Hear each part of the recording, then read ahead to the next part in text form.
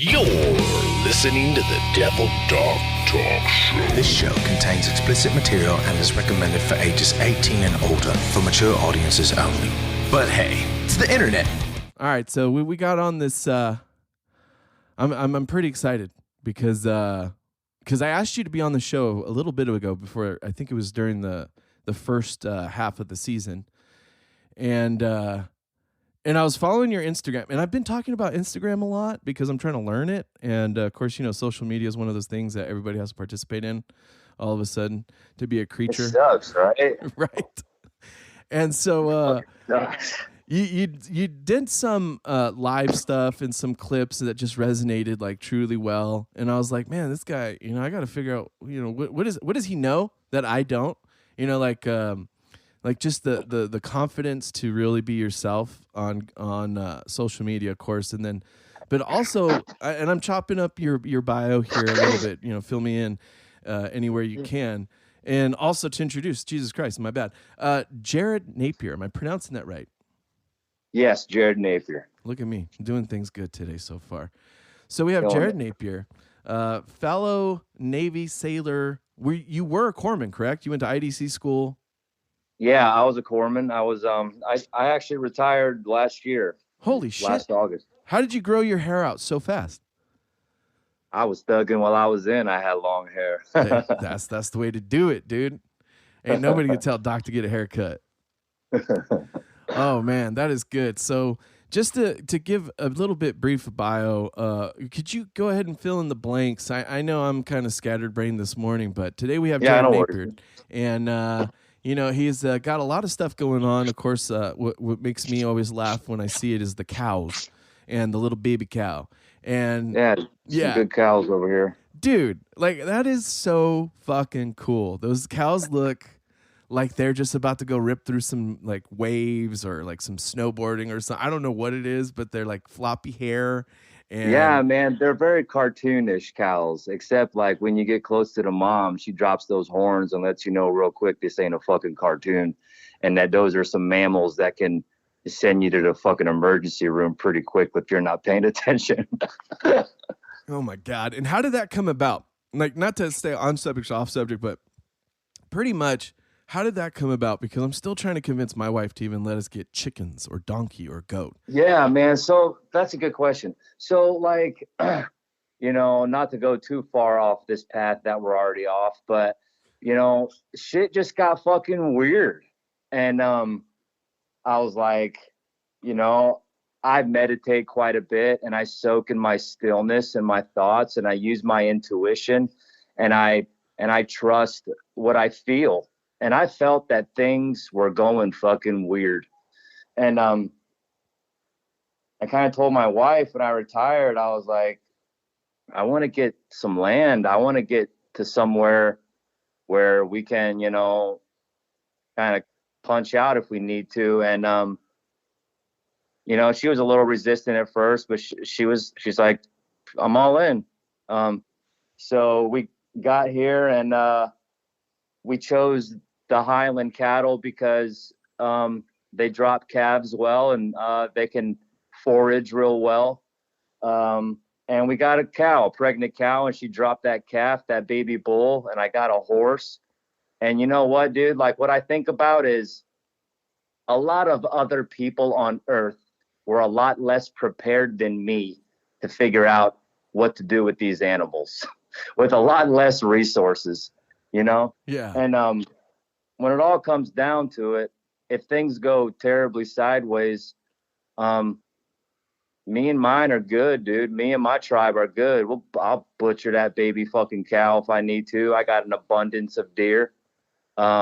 We grow some food, and I just want to be ready, dude. Like, I'm not trying to, you know, rely on motherfuckers to feed me and my family.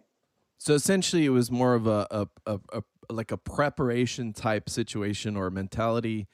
And then now it's more of the same. Are you guys like farming, or are you going to build like more beef up? Like, is that of interest? Yeah, I'm going to, I would like to get 2 or 3 more pregnant heifers here in the early spring. And I have some acreage on the back part of my property where I think they would do well. And,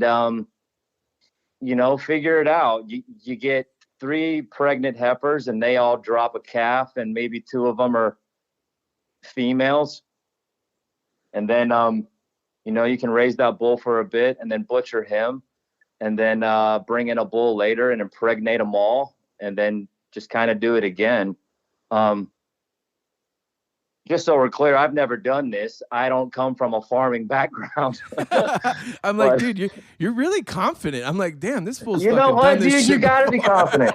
And here's the thing, like, either you'll figure it the fuck out or you won't. And either way, you're going to learn something along the way. Yeah. And like people are just afraid to do the work, or people are afraid to fail.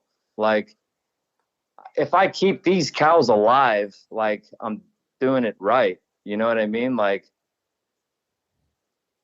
that's what I need. I need them to stay alive and reproduce and fertilize my land. That's a big thing for me. I'm a huge component of putting nutrients back into the earth.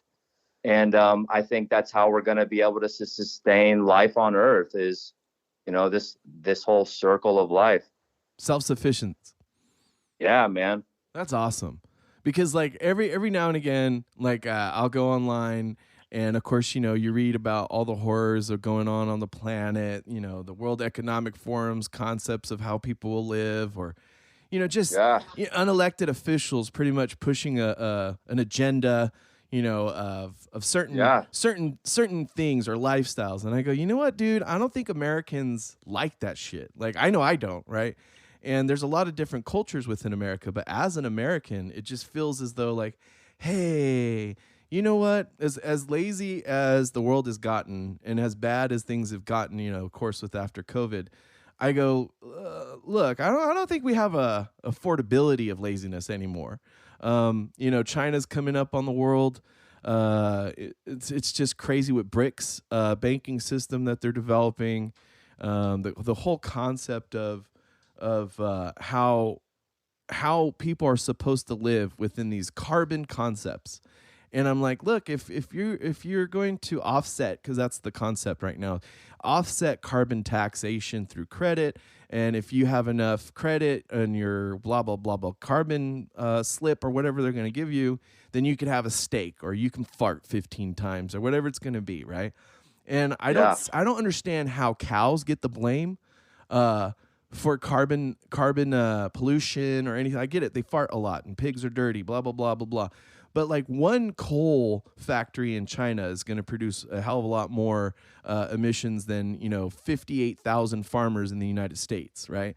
Or one load of natural gas being shipped, to other places, or even all the fucking AliExpress or Alibabas or IKEAs being shipped to and from. You're wasting hundreds of billions of gallons of oil just to get your green stamp on a product, right? And I go, but that's just the concept of this delusionary state that a lot of people are in. Like, oh, I can't, like you said, I can't raise beef because I've never been there. I've never done that before, And that's kind of one of the concepts I really like that you push is you can go forward in confidence and not worry like a lot of people do. And then, like you can find community too. Yes. Like just because you maybe can't afford a fucking cow right now, or maybe you don't have, a few acres where you can fucking raise these animals. You know what? Get out of your comfort zone a little bit. Go visit that little farm and just say, look, dude, I don't know what the fuck I'm trying to do, but I can be helpful to you. And maybe we can barter, an energy exchange. I give you labor and maybe you give me some fruit out of your garden, or you give me some vegetables and some beef tallow or whatever the fuck it is, and just learn it, dude. And you'll be more prepared learning it than if you just fucking sit in your high rise and hope that people are going to bring you fucking food while you're locked down. You know what I mean? Like, yeah, fucking miss me with all that shit, dude. Like, not me. Nope. No gracias, bro. Like that was as soon as the pandemic hit, right? And everybody was on lockdown. And of course, inflation. Where were now you is at going during the pandemic? home? I've here I in know, California. where is My home? bad. My bad. California, Valley Center, California, just Yeah. north of San Diego. So I know you're familiar with Pendleton and shit, right? Small kind. Like I was never stationed out there. I was in San Diego for a year, and that's about it. For IDC school. Yeah, and I went to Field Med in Pendleton. Okay. So no problem, Mike. So if you go east about an hour and a half and you drop, it's actually right. People know this. It's by the Harrah's, Southern California. It's the big casino here in town. There's of course a bunch of casinos on native land, and but that's the closest one. We're in the middle of nowhere. And in fact, I didn't know what Valley Center was. And recently, even I guess a lot of people did. Like a lot of wealthy people live out here. I'm not one of them. But Sandra Bullock had a house out here. She just sold for like 5-point-something million. A lot of farming, agriculture was here. It's kind of died down. The only cattle farm that used to be here is now a development. The chicken farm that closed down is now just 10 houses. But it's a real rural area. Like for San Diego. Bro, don't ever ask me to say that fucking word. I've never said it right in my life. Yeah, I practiced it a lot. You'd be surprised on how many words I have to fucking practice, and my kids will be the first to call me out. But bro, what did you just say? I can't say that word. Rural. Yeah, it takes some practice. But no, I'm out here in the cuts, and we got a little acre and a half, right? And I'm always trying to convince the wife to let me get something stupid. And it is stupid because, like, to her, I have to convince her, what it is. And it sounds like you had a little bit of that with your wife too. Like, hey, I am crazy, right? All the different shit, and besides, military experience, I am crazy. But there is a thing that I have a suspicion about, right? And especially after the lockdowns, because that's what we were talking about. I was like, hey, people aren't going to stop anything from happening. Like, even if it's the Gestapo coming in and being like, yo, you produced raw milk, boot for you. And that's what I'm seeing. Like, in a lot of YouTube videos of farmers and what's it called? I should say more isolated families where the homesteaders, like, what was that? Homesteaders, like community and homesteaders. Yeah, like homesteaders and stuff. Like they're producing their products for themselves and then selling it, like whatever they have extra. Yeah. And then the government comes in and is like, you can't do that. That's a biohazardous thingy. And I'm like, dude, it's milk. Like, shit. This fucking came from God's creation. So leave me the fuck alone forever. And I mean it. Yeah. And, not to like, but like there's just a lot of weird shit, right? And if you're able to critically think and connect the dots a little bit, and you can ask the question, with just the question, why does Bill Gates own the most farmland in the United States? And it's like, why can't I ask that question in confidence and be like, what the fuck is going on? Why does that fucking nerd own more fucking farmland than anyone else? That's a good question. It's like, that's a conspiracy thing. No, it's not a conspiracy. It's happening. Whether you now like where you want to go, why that's happening. Why have over 100 food distribution centers all over the globe burned over the past 14 months? 2 of them got hit by fucking planes. That's right. Like, I'm not a mathematician, but I feel like that the chances of that happening are slim. But if you ask these questions out loud, it's very easily you're very easily identified as this crazy conspiracy driven thinker. So do you think that has a lot to do with, like, because you say conspiracy theorist, right? And I think the media has a great grasp, kind of like 2 gay dudes with their dicks in their hands, just really good grasp on it, right? And the control of concepts, right? The perception of things and the projection of things is how you control societal masses.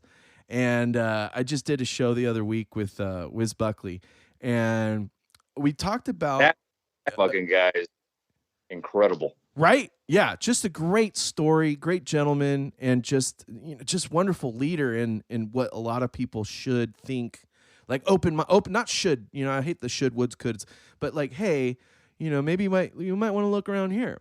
But what we were talking about was this concept of thing, right? This constriction of thought, and the good boys and bad boys. If you constrict your thinking, you're a good boy, and if you open your mind, you're a bad boy. And that type of thinking, I think, has led, of course, the United States, but people in general, to be able to fall into these influences of media and celebrity and the things that we put power into. Because again, we the people are the power, right?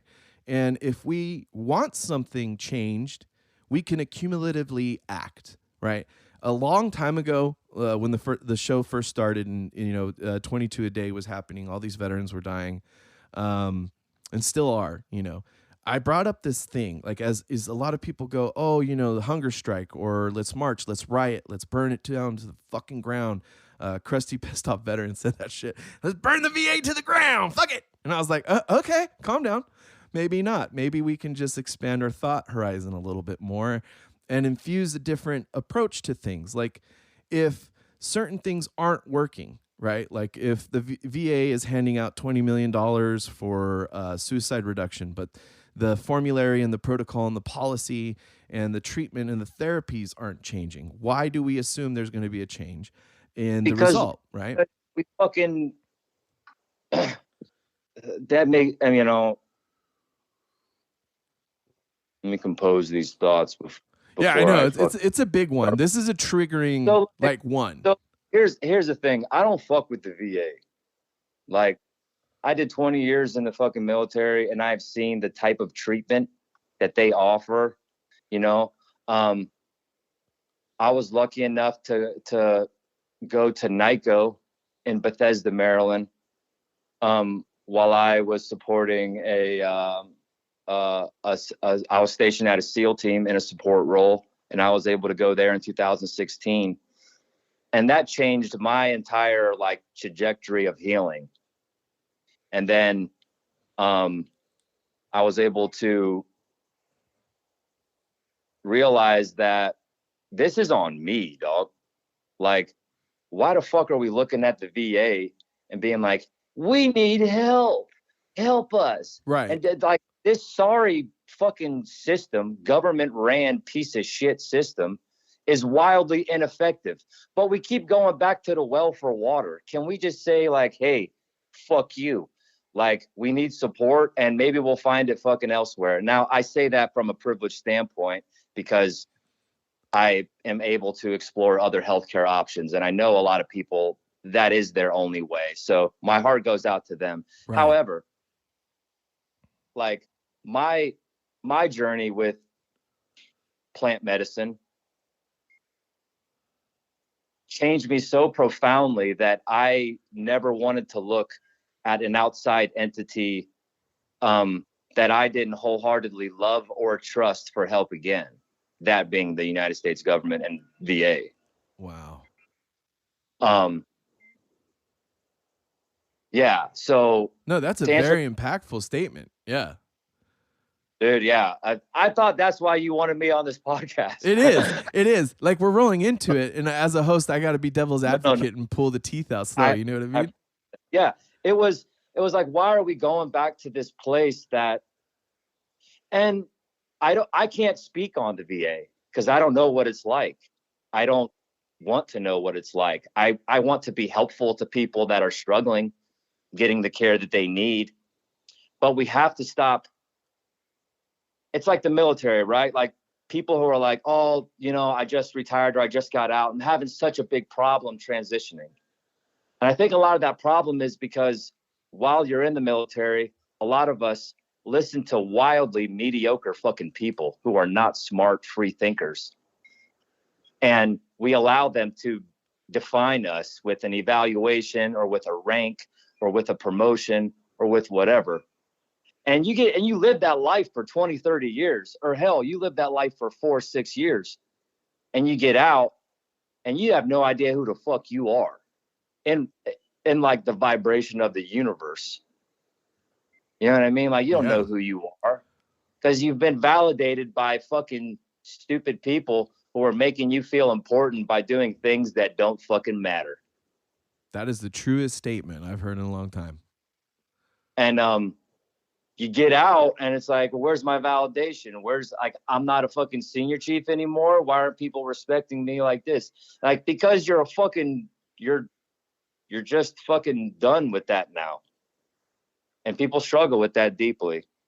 So like we attach being needed and validated through like this system, the VA. Like, why can't we explore, you know, and just so we're clear, there are organizations that are doing it. But allowing people to kind of like break this mold of how do we heal ourselves as a collective and stop relying on wildly mediocre people in a wildly ineffective system to take care of us. It's a very true statement. And you know what? That's actually a very healthy statement, right? Like I've done therapy for about 12, 13 years now, 12, 13 years now. And the one thing I learned is I draw towards people that think the way that you think and act the way that you act. And I behave in a similar manner because that is how I was in the military, right? So it's one of those things that, like you said, there's a lot of mediocre people, period, on the planet, right? And I think mediocrity is praised because it's very cullable and controllable, right?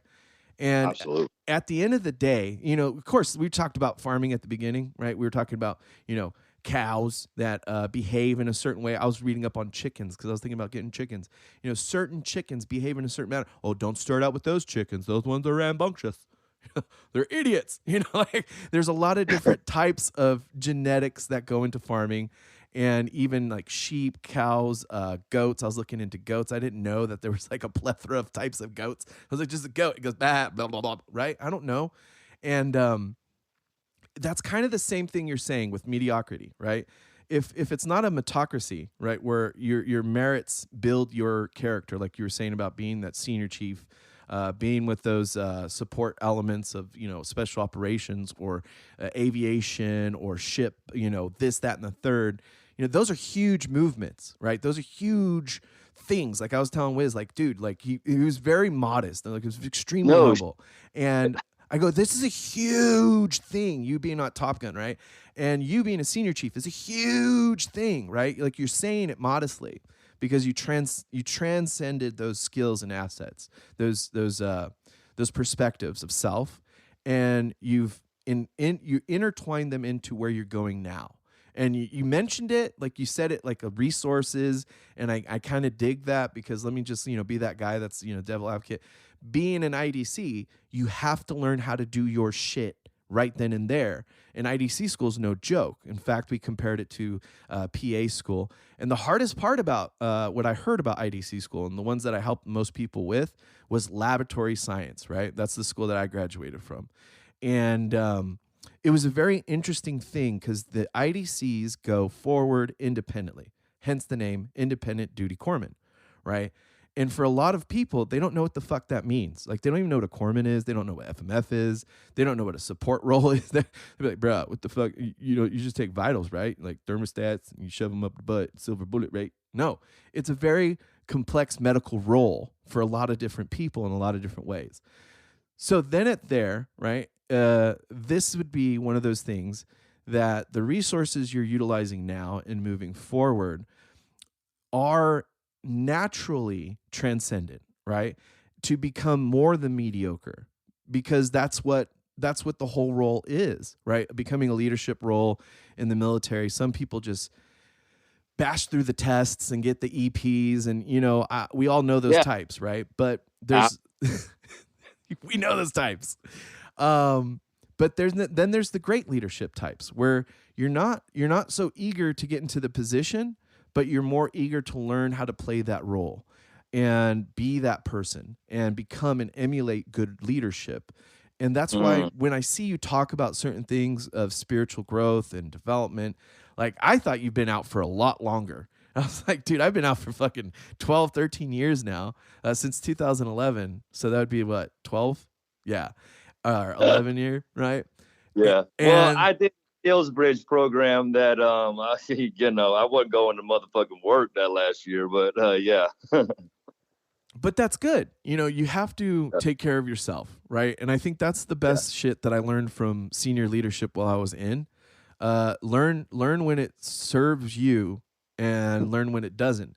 Because a lot of the times, like let's put it this way, a lot of the times you're gonna fall into it's just poor leadership, right? It's gonna be a situation where you talked about it yesterday, I think, and again on your Instagrammies, and it was about how you sent an email. And this was one of the other reasons I really wanted to talk to you today, because I was like, bruh, you sent an email about something. So I do want to dive a little bit more into your military background, and then I want to roll into a bit more about the spiritual stuff that you got going on too. Yeah. So we don't wrap up just, like on banter here. But Yeah. for what you said really struck a chord for me was, and I want you to go ahead and repeat the story if you don't mind. Yeah. Yeah. So to paint the picture of this deployment, I was a eager second class. It was my third time to Iraq in 2007. I had deployed with 1st Battalion, 3rd Marines to Fallujah in 2004, and then I went to Afghanistan with them in 2006. Then I was going to go to IDC school straight from there. Like, I was going to do my second pump with 1-3, and I had orders to IDC school, and I was like ready to go. I was so young, dude. Like, I was a fucking alcoholic, womanizing, just wounded, deeply wounded. How old were you then? Do you remember? And I would have went to IDC school in 2006, so I was 23. Wow. 23, wow. 24. But I got meritoriously combat promoted to second class. So like it wasn't like I was doing the studying to become an IDC. I was blessed enough to be put in a situation where I could, display some courage, and I got meritoriously combat promoted to second. And I was like, well, I'll just go to IDC school. Boom. I was not ready. And thank God I got depressed. And I was like, I just need to go to combat one more time. And hopefully I'll die there so I don't have to worry about my life. And I extended to go back to Iraq one more time. And that's where this kind of story. So I was told by a chief that if I came back to the battalion, he would give me a senior line position back. Because I wasn't going to come back to work in H&S. Fuck that. I'm not going to be in that BAS with you guys. I'm going to be with a line company. So he's like, yeah, sure. So I signed the papers. He blew out his knee. And then the other chief was like, we need you in the BAS. And I was like, nah, dog, like, I can't operate like that. That's not where I am.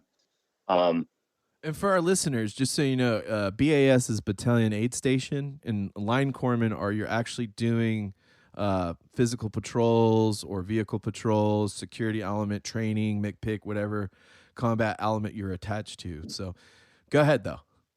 So yeah, thanks. So he put me in the Battalion Aid Station, and I just went back to like, real intrusive style leadership, like, 5:30 PTs with the young guys, and doing Fleet Marine Force training for the first hour of lunch, and causing a ruckus in that damn BAS. I was being immature, I was throwing a little temper tantrum, and so they would move me, and they did. Sorry, there's probably a goddamn intruder on my property. Go. Oh yeah, no, I'm actually very happy. My guys are being pretty quiet today. They poked open the door to the studio for a brief moment, but then they went to go lay down. They're good like that. And so, yeah, I was able to. You got transferred from there, right? Yeah, from a military training team, which it was me and then 11 other people, all Marines from a lot of higher ups. Like the only person it was a staff sergeant was the only other, the lowest enlisted. There were 2 gunnies, 2 master sergeants, a colonel, and a bunch of, like not my cup of tea, but the mission, my old commanding officer, Captain Kish, was going to be the ops officer on it. So I was like, he picked me and I was like, yeah, let's do it. And I was in charge of the medical. So the military training team for the Iraqi army, I was at the battalion level, which is like the fighting force level. And I was in charge of training their medical assets, their medics. And supplies that we would order were just not coming. And when it did arrive, it was just in shambles of the things that we would originally order. And had quite the gambling problem then. And I was at Haditha Dam for a piece of that deployment. And I went and played cards till about 2-3 in the morning one night and won like $2,800. I was feeling real good about myself. And I came back to like we had this like little piece of fob, like away from all the other leadership. So it was nice. And I came back and I got on watch, and I didn't know much about email, man. Like I didn't know email etiquette, reply all, none of that shit. I was just like this grunt corpsman that didn't give a fuck about nothing except locating, close with, and destroy the enemy. And it's like, here's an email with all this stuff. So people were complaining about why the supply, or people were talking about why the supply chain was working or something. I don't know what the fuck it was, but I replied all and said my truth. Hashtag your truth. Yeah. And it was that when we order systems, they're pillaged and none of it comes. And this is what I think is happening, because I've been at this level. I've been at that level. I've seen the medics, and I painted this picture of what was going on. And I'll be honest, I don't even know if I spell checked it. I don't know how I signed it. I don't know. But I remember sending it confidently, like I had really done something. I didn't know who was on the 2 line. I didn't know who was on the CC line. I didn't give a shit. I just fired it off. Oh my God. And man, like my door was kicked off the hinges almost at like 5:12 in the morning. And it was my colonel, and he's like, "Did you send an email to a general?"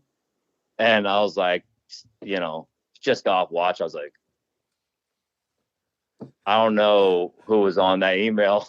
And dude, he slammed the fucking door. Like he slammed that door in my face like a cartoon, like boom, like hit my nose a little bit. I was like, oh man. Oh my God, dude.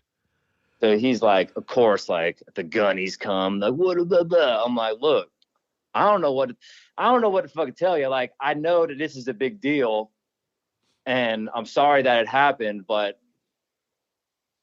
this is what I did. Like, I'm sitting in it, like whatever. Big fucking deal, like all these people. But and then whenever I would travel, like I would go visit like the equivalent BASs, like the aid stations and the trainees and the trainers. And they were like, "You're the guy, Napier." I'm like, "Yeah." The legend. The next time that we got supplies, it was flawless. That's dope. And then everyone else in the entire supply chain also said that, "Hey, this is so much better now, and we're getting everything that we order." And like, that is probably one of the most proudest moments in my career. Like when I put it all on the line, like I got a little article, whatever the fuck, or, like I got written up, and, I didn't give a shit. Like my dudes got their stuff, and we were able to train, and we were able to get ready to fight, and that mattered to me more than some fucking general that don't give a shit thinking everything is fucking okay. And if you don't have the balls or the fucking courage to say what's fucked up because you don't feel safe from your leadership, which is, I would guess, a large portion of the military, then like that's fucked up. And if you allow it, that's fucked up. Yeah, that is fucked up. That's fucked up beyond repair. I think the Army guys called it FUBAR, right? All repair, right? That's funny because I had a very similar situation, but in CONUS, the United States, which one that means. And again, it has to do with leadership, emails, the technicalities of the job that nobody really prepares you for when you pick up rank or pick up positional authority. And it struck such a chord because you're right. It's nothing to do with self. It has to do with incompetence. And leadership in the military, at least, what year was this, by the way? I forgot to ask. 2007? Yeah. Okay. Yeah, so in 2006, I was deployed in Al-Qaim, Iraq, right? And I was attached to the STP FRIS, and we would work with the BAS, and the BAS would come and work with us, and we'd rotate and, help out, especially during mass casualties and shit like that.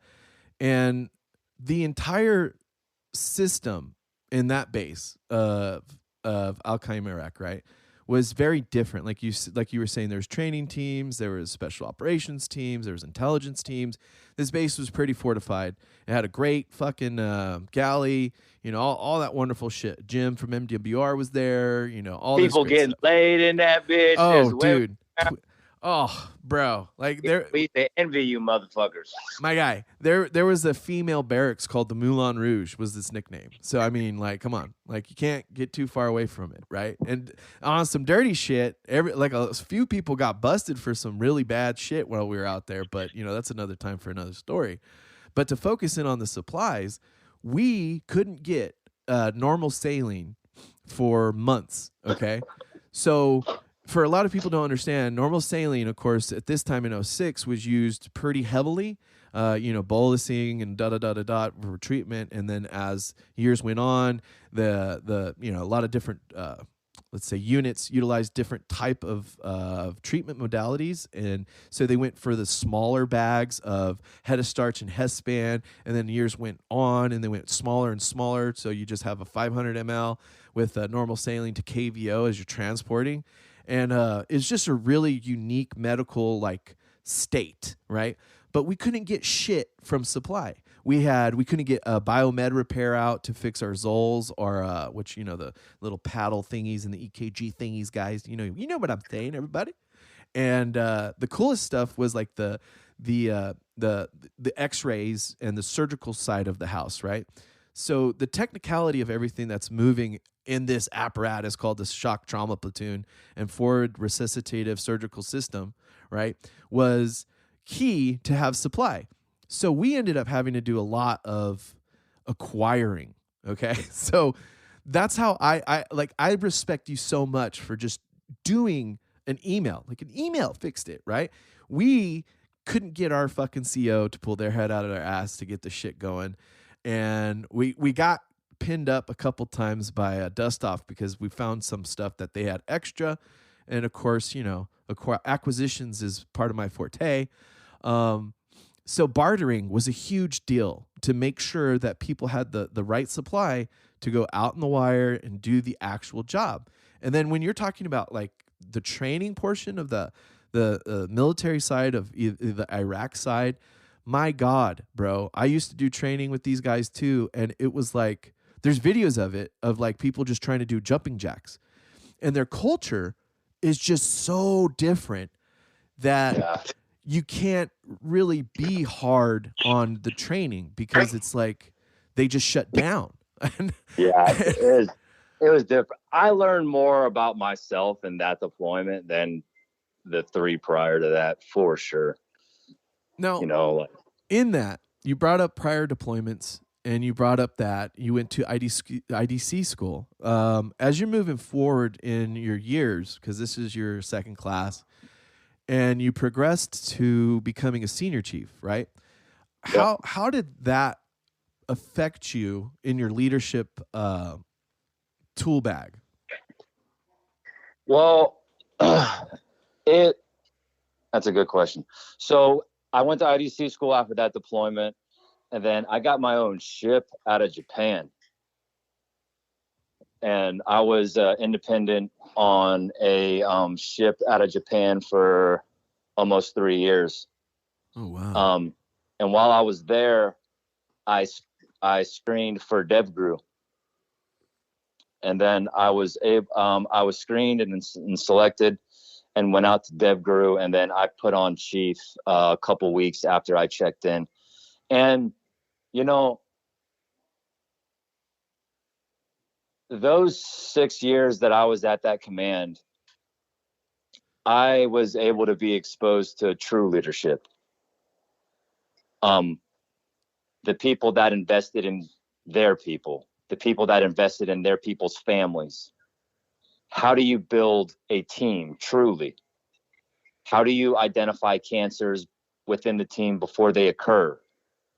How can you make people do exactly what you say with making them think it's their own idea? How do you do these things? And, you know, the first couple years as a chief, I was humbled, man. You know, I had just come from the fleet as, you know, a rock star independent duty corpsman on a ship. And then you check into that place and it's a whole nother fucking animal. And you don't know shit, by the way.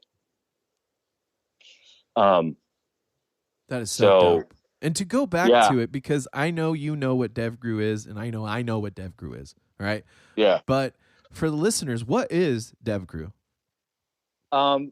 Naval Special Warfare Development Group. It's an East-based SEAL team. It's the Navy's Tier 1 unit. And, you know, they've had some really successful media-driven missions in the past. And, yeah, beautiful place to work, beautiful place to support those individuals. I learned so much about real leadership and the war on terror. Now, did you get to do, because I had a great friend that was in DevGru as well, and we were both stationed in El Centro, kind of faithfully, right? And in fact, this gentleman, Esteban, I fucking will never forget this guy. He's my dude. And we would go to Mexico. This is actually how I met my wife, right? And just talk and shoot the shit. And we would share stories because when I came home, I got a different path laid before me. I was a part of a MAP, right? And so I was a Marine augmentee program. I was the guy they throw away as soon as you get back. Okay. I get it. Yeah, it was. I know fucking maps. It was unique. Oh man. So when I got back to finally San Diego, NMCSD, that's the Naval Medical Center, San Diego, is the big hospital, the training command, and you know where the schools are. You know, you've been there, and it was unique. I was back on the ward, and then I ended up going down to clinical investigations department under the banner of staff education and training, and then I went to another facility that we call the vivarium that includes animal research and procedural kind of education. And IDCs used to come in for, which I loved, was the blood lab. Okay, and it sounds gory. I don't know if you remember it, but you go in and you have, you know, your animal and you have procedures to do. One of the procedures that I loved doing, because it was a realistic procedure that I saw happen multiple times on my deployment, was femoral shunts and stents, right? So femoral arterial shunts, where you're reconnecting the artery via a plastic tube, essentially, right? And one of the coolest procedures that I heard from my buddy, right, and this is, you know, of course, DevGru guys doing some shit on a whole nother level, which blew my mind, because, you know, you have your cardiac tamponade, and then you have to perform your cardiocenthesis, and you're trying to, you know, reduce it. We used to do blue dye so you can actually see it. And he goes, yeah, but if you actually have a perforation, what do you do? And I'm like, fuck, I don't know. He goes, think of a Foley catheter. And I was like, what are you talking about, bro?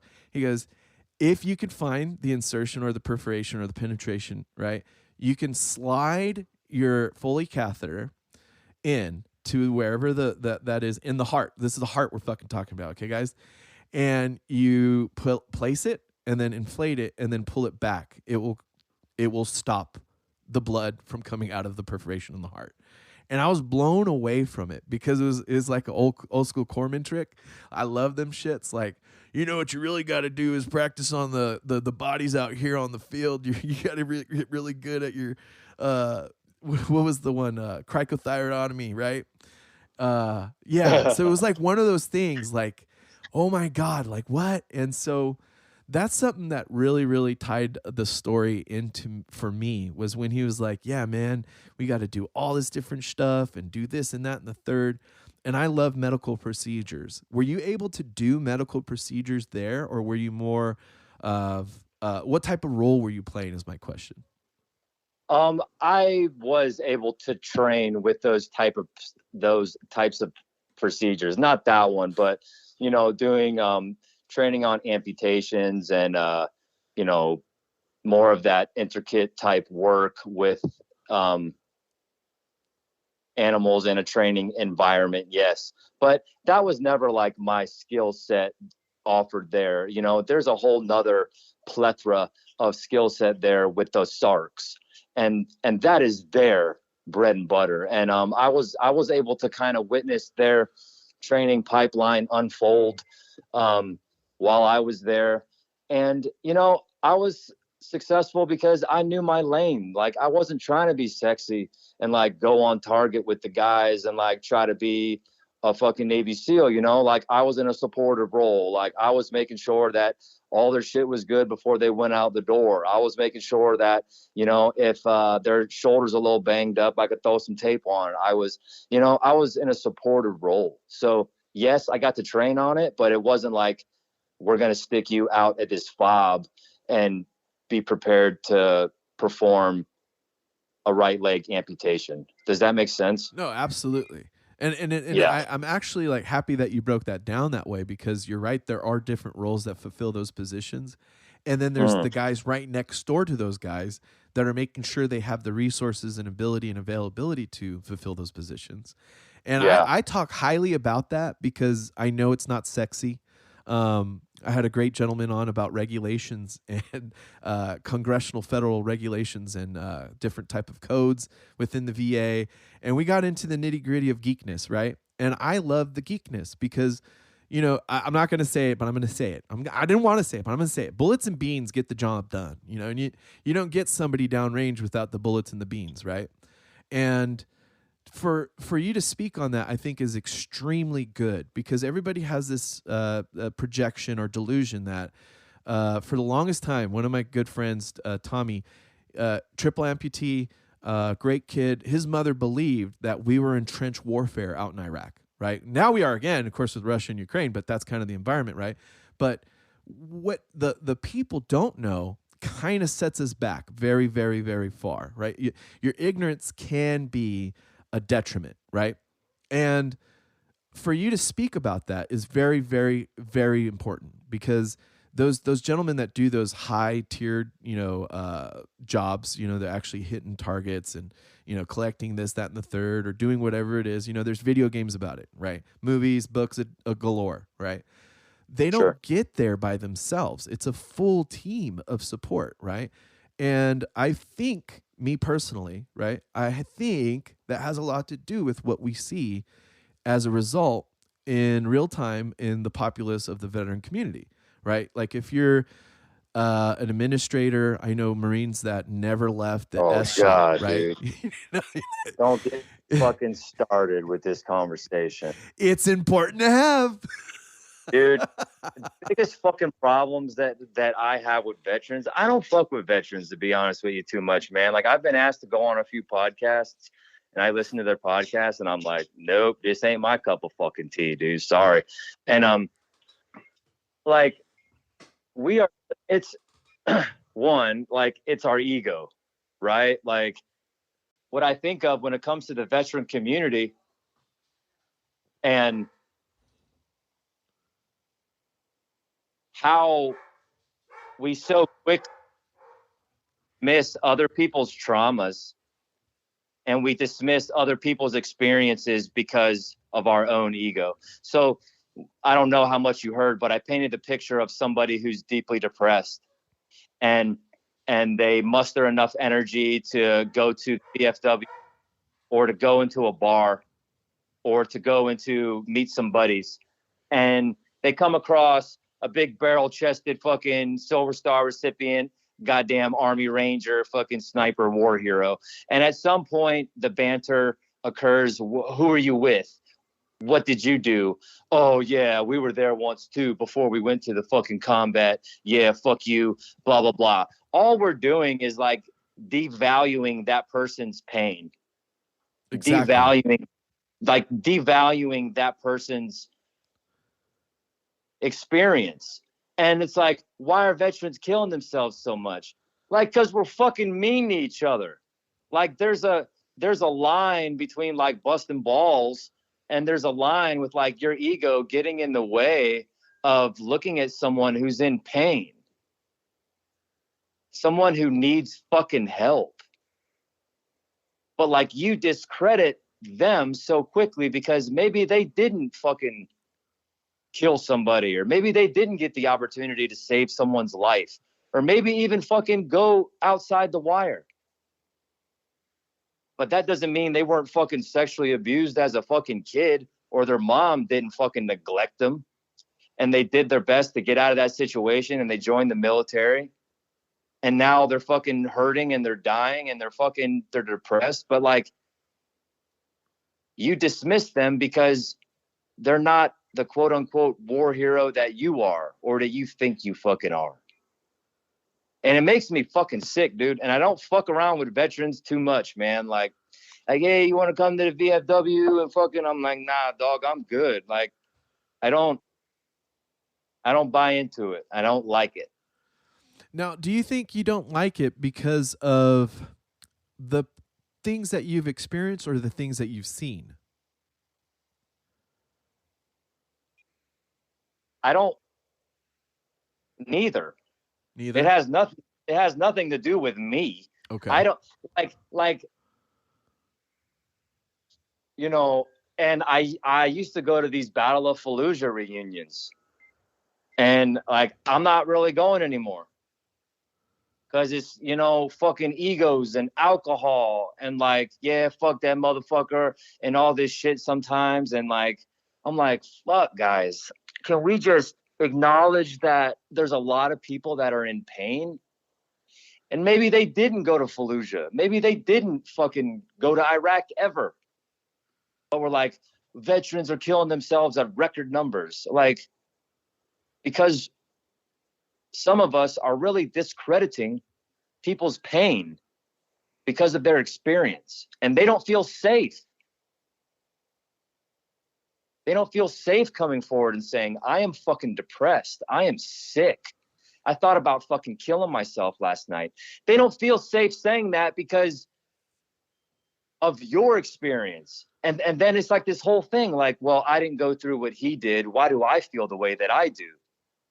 I am undeserving of this pain because my experience wasn't his. It's fucking bullshit. That's a very valid and valuable point, though, that you bring up, that internal interpretation of self and value, right? And it's hard. It's a slippery slope. It's a slippery slope. Slippery soap. Of course it's soap. It's probably fucking slippery soap, too. It's right? both. Yeah, it's just everybody put some slope on this slippery slope, and now we got fucking wordplay, right? Oh, my God. Yeah, and now all the veterans are killing themselves because it's so fucking slippery and nobody will fucking tell people to be nice to one another. You know, that's fucking so valuable because I remember day one in boot camp, you know, that greeting bullshit, like, yes, sir, no, sir, good morning, ma'am, good morning, petty officer. You know, one of my RDCs at the time said, you'll be very, very shocked on what you missed about the military. And being cordial to one another, right? Of course, in uniform, there's the uniform standards and whatnot on how to address certain people. But there's also just the acknowledgement of their presence and existence. And I didn't realize how important that is, right? In a society to just say good morning or hey, good afternoon, Merry Christmas. How are you, right? Like, where are you at in your life? How are you doing?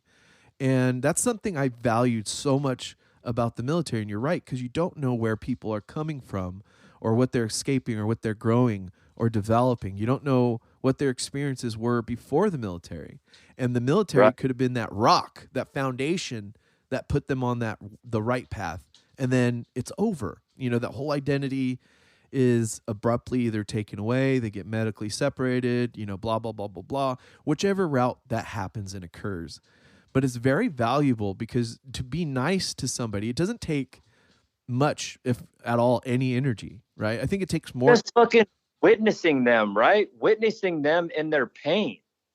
Like, without devaluing their pain because of their experience. Like, so what you never went to Iraq? So what you never went to Afghanistan? Like, your pain is witnessed with me. Like, your battle matters to me. I don't want you to kill yourself. I don't care that you never went to combat. Like, your pain is no less than mine. It's equally valuable, and we all carry this. And when we let our egos get in the way, and we let ignorance get in the way, the two first root causes of human suffering, when we let those things get in the way, it doesn't allow us to heal. Being able to be witnessed, you know, in your pain comfortably and feel safe. Like, we're not providing that to one another. That is Like, true. truly feel safe in your pain and in your fucking depression or whatever. You know, when I was suicidal on a couple occasions, one of the things that like made me hesitate to call people was that like I didn't want people to like try to fix my thoughts or why I was so sad or why I was so sick. Like, I don't know, dog. Like, I don't need you to fucking try to fix this right now. I just need to be fucking witnessed in my fucking pain and grief and sadness. And like, we don't do that. No. Actually, I think it's counterculture. Like it's yeah. Absolutely. We do the fucking opposite. And we're sitting here wondering why fucking so many people are killing themselves because people don't feel safe with one another, particularly in the fucking veteran community. You allow anyone to truly feel safe and explore things that are already inside themselves.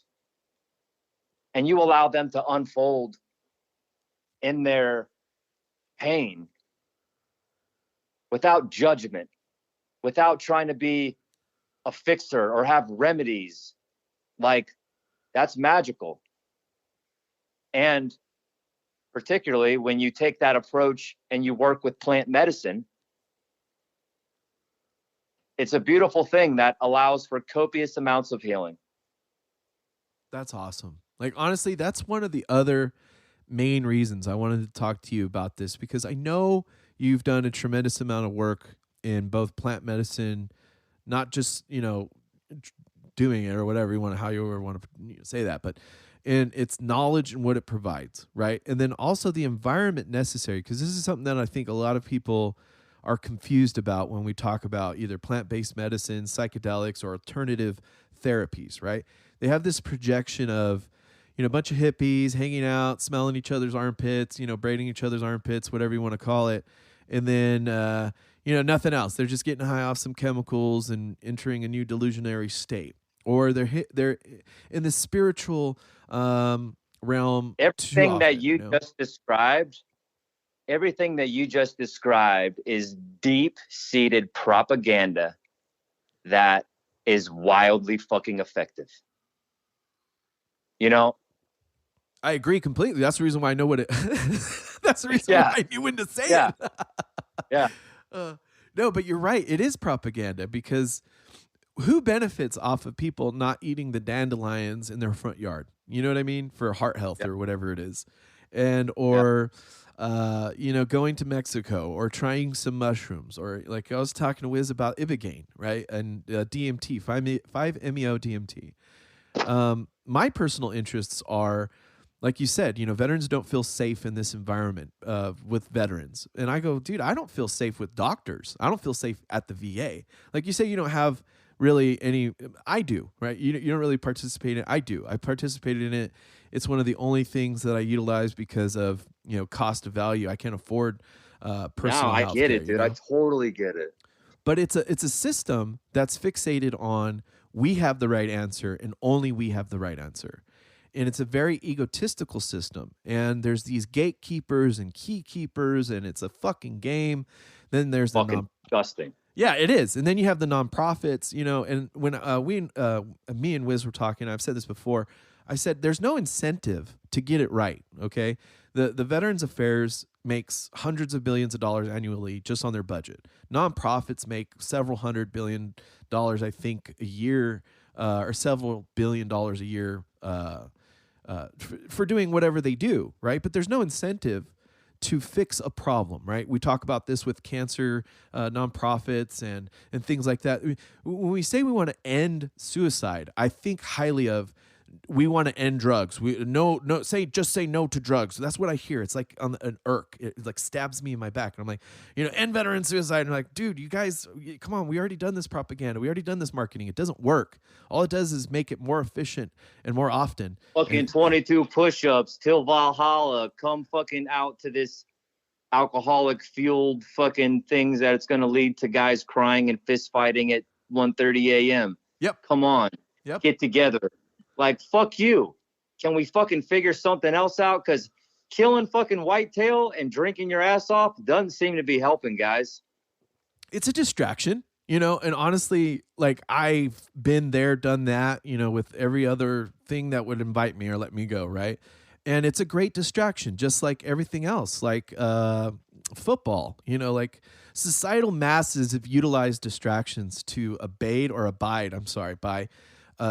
by normatives that do not provide better outcomes for them, the people, the society, right? Romans did it and they loved it, right? Like, fucking look at that lion, eat that dude in half. Oh my God, Sparta. No, like all of that shit, right?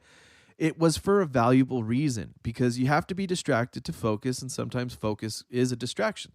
So when you're hyper-focused, this is one of the things my dad used to tell me, like put your hand up in front of your face, right? Now touch your nose with your palm and tell me if you can count your fingers, right? There's 5, but no. Like, can you physically see them and count? No. So go ahead and get it a step further away, a little step back and further away. It becomes more clear. The picture comes more in focus and more clear. And that's the same thing with, I believe, where we're going as a veteran community. There's more and more and more better, better leadership and genuine leaders coming out of the community nowadays, like yourself, talking about, hey, it's not about drinking beers and shooting shit. It is, but it isn't. That's fun. That's great. I'm not nagging on it. I'm not going to say, let's destroy all that shit because it's a waste of fucking fecal matter. Whatever, I'm not trying to offend people's position on what they do or how they make their money or what they give value or feel value as what they're providing. Like there's a lot of programs that are honestly under scrutiny right now for all the right reasons, okay? And it comes about by us, like you and I, talking about it and saying, hey, veterans, 988, that's a great resource if you are literally alone and you have no one to talk to, or if you don't feel safe, because you can have a million people on your phone list. You can have a million followers, like that gentleman that just committed suicide, I think a couple days ago, DJ Twitch, right?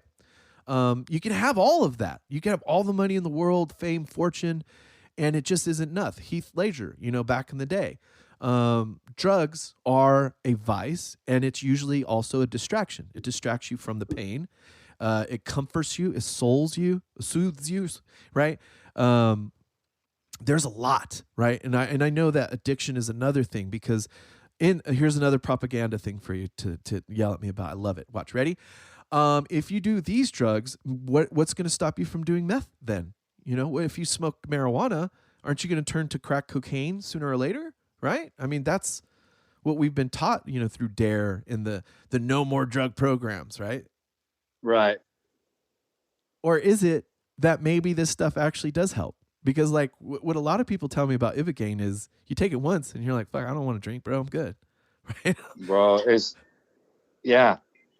I mean, it's not like we're taking these medicines and bringing them to a lab and like altering them, and like in some cases, some of these plant medicines are broken down, but it's not like they're being manufactured by Pfizer. You know what I mean?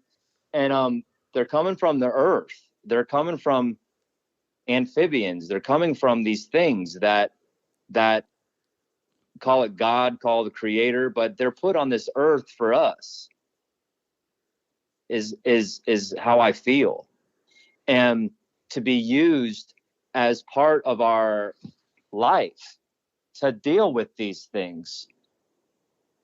And somewhere along the way, they were wildly demonized because, in my opinion, they promote freedom and they promote free thinking. And I think Wiz said it yesterday, like after his experience, he's like, I was never the same.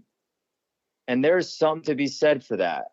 Like after my first macro dose plant medicine experience, I was never the same at a cellular level.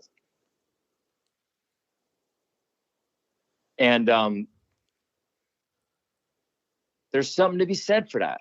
No, that's like fucking super important though, because on a cellular level, what you're saying is, and man, like I love the concept of vibration, right? Of course, I went to audio engineering school. That's how I got fundamentally started in podcasting. Okay, I didn't just wake up one morning and be like, I want to be a podcaster. No, like for my path, it was a very difficult route, like transitioning and everything. But my love for vibration, sound, noise, music, it guided me to podcasting, right?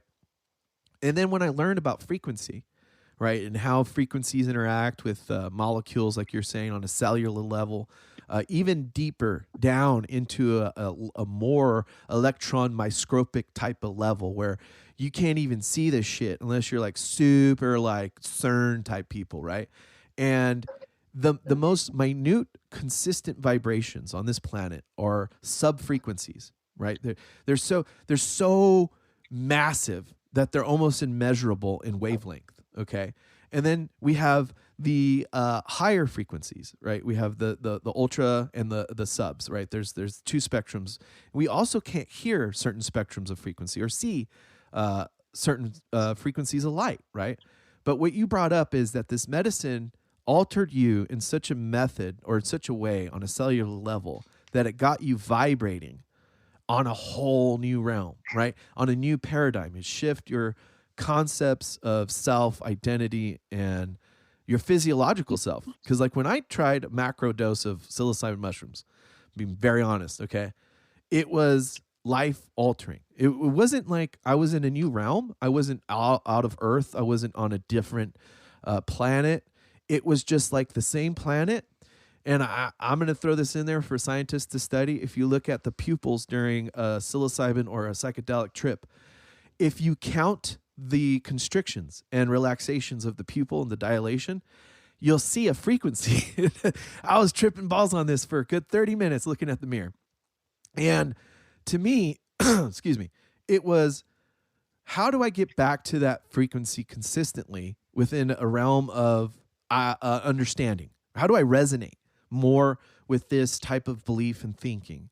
And that's what I want to ask you more about. How do you maintain, helping others, but also yourself and family life while you're also continually growing within plant medicine and also self work? Goodness gracious. That's an outstanding question. I'm glad you asked it. So, as I started to kind of document my journey more and more, and I started to heal and I started to change and I started to, show compassion and show empathy more, a lot of people reached out to me like, dude, what are you doing? Like, what's going on? How are you changing so much, or blah, blah, blah. Like I lost a bunch of weight, like I wasn't as inflamed anymore. And I told them, like, I've been using plant medicine. And they're like, oh, I need to come out and see you and do it. And I'm like, look, dog, this isn't just like, you know, and I'm speaking particularly with psilocybin and 5-MeO DMT. But it's not like you do it and then like your whole, like you're cured forever. You know what I mean? Like there's a piece of it, which is the most important part of the experience, which is called integration. So how do I take this mystic experience that showed me things that I would never see, that made me feel things that I've never felt, that allow me to see things clearer than I've ever witnessed? And how do I weave that into my life? How do I weave that experience and that feeling into my life so I can arrive as my highest self, my most aligned self? And that is the most important part of the experience, is the integration. So like you ask, like, how do you keep that vibration? How do you keep that clarity? How do you keep that blank? Well, you practice things that promote healing, promote stillness, promote mindfulness, promote connection to Gaia, connection to source, God, whatever your practice is. Wow. And that looks, you know, maybe waking up and changing your morning routine some so you can meditate for 10 minutes in the morning. Maybe it's taking a deep breath before your first sip of tea, you know, when you wake up.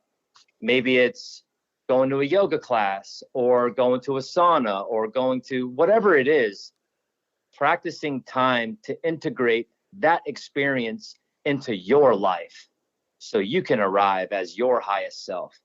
That's how you keep that experience. How do you know, you asked, how do I keep that going? Like, that is how you do it. And it's not discussed often enough. You know, it's like, oh, you just take this and then you have this wild experience, and then you've got to go back and work at fucking Best Buy on Monday, and you got to deal with all this shit that doesn't matter anymore. And now, like, you're in a different vibration and you're not ready for all the bullshit again. You know, when I was really working with this medicine early in my awakening, you know, I was going hard with it. And I remember I would go on base, or I'd put on my uniform, or I'd go to a friend's retirement or whatever while I was still in. And I'd put on the uniform and I would just be like, my God, like, this does not feel like me anymore. Like, this just isn't serving my highest self anymore, you know? Yeah, I do. That's actually really profound. The way you worded that was, you put on your uniform and you realize how much it doesn't fit you anymore. Not just because, you know, a weight gain, because I'm a little chunky, I'm not gonna lie, but the concept of self has changed, and that's remarkable. Yeah, it was but I was able to, like, open up inside of a container with all women, and that's where I was really, like, witnessed in my pain and, like, was able to unfold, you know, and change my entire life. Wow, that's beautiful the way you put it, because it really comes in full circle. Like, you go to IDC school at the beginning of our story here, and, you know, you were the womanizer, the drunkard, you know, I just need to go back and die type of person. And I know that feeling very, very well. Yeah. And it's terrifying, because you feel as though that's the only thing you have, right? And now here you are, full circle, and you return to your path of truth, right? True identity. And it was women that you're encompassed by that gave you that structure, that safety, and allowed you to develop to where you are now. Now, the next question I have is, how do you go about helping others obtain some form of either peripheral vision or direct focus on what you do and how it's structured as far as plant-based medicine and integration of the work? Yeah, great question. So, like what I offer to the collective, and you know, it's mostly men right now, but I offer it's an experience of it's about 6 weeks long, and it's 2 weeks of light literature that I've developed, and it kind of drills down on the 5 root causes of human suffering. And there's some journal prompts and some active listening exercises that I have the guys do with each other. So what I try to do is create a container of safety with men. And we do 2 weeks of literature, and we kind of get to know one another, and then we get together in the physical form, and we do a retreat. And what this retreat does is I like to activate I like to rub that nervous system. I like to get that sympathetic response of that nervous system going and kind of get that fight response activated. And we do that with ice water submersion. We do that with grappling. We do that with those types of like masculine type energies. And then we also go into the softer side of that parasympathetic response of that nervous system there. And we do that with yoga nidra. We do that with meditation. We do that with connection to earth.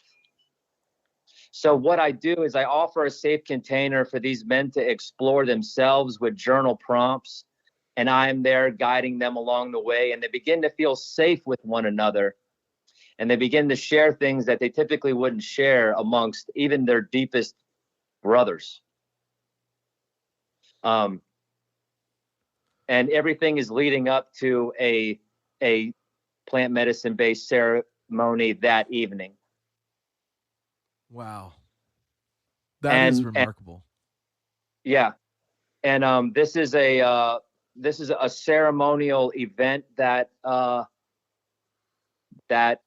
me and the co-facilitators don't take lightly.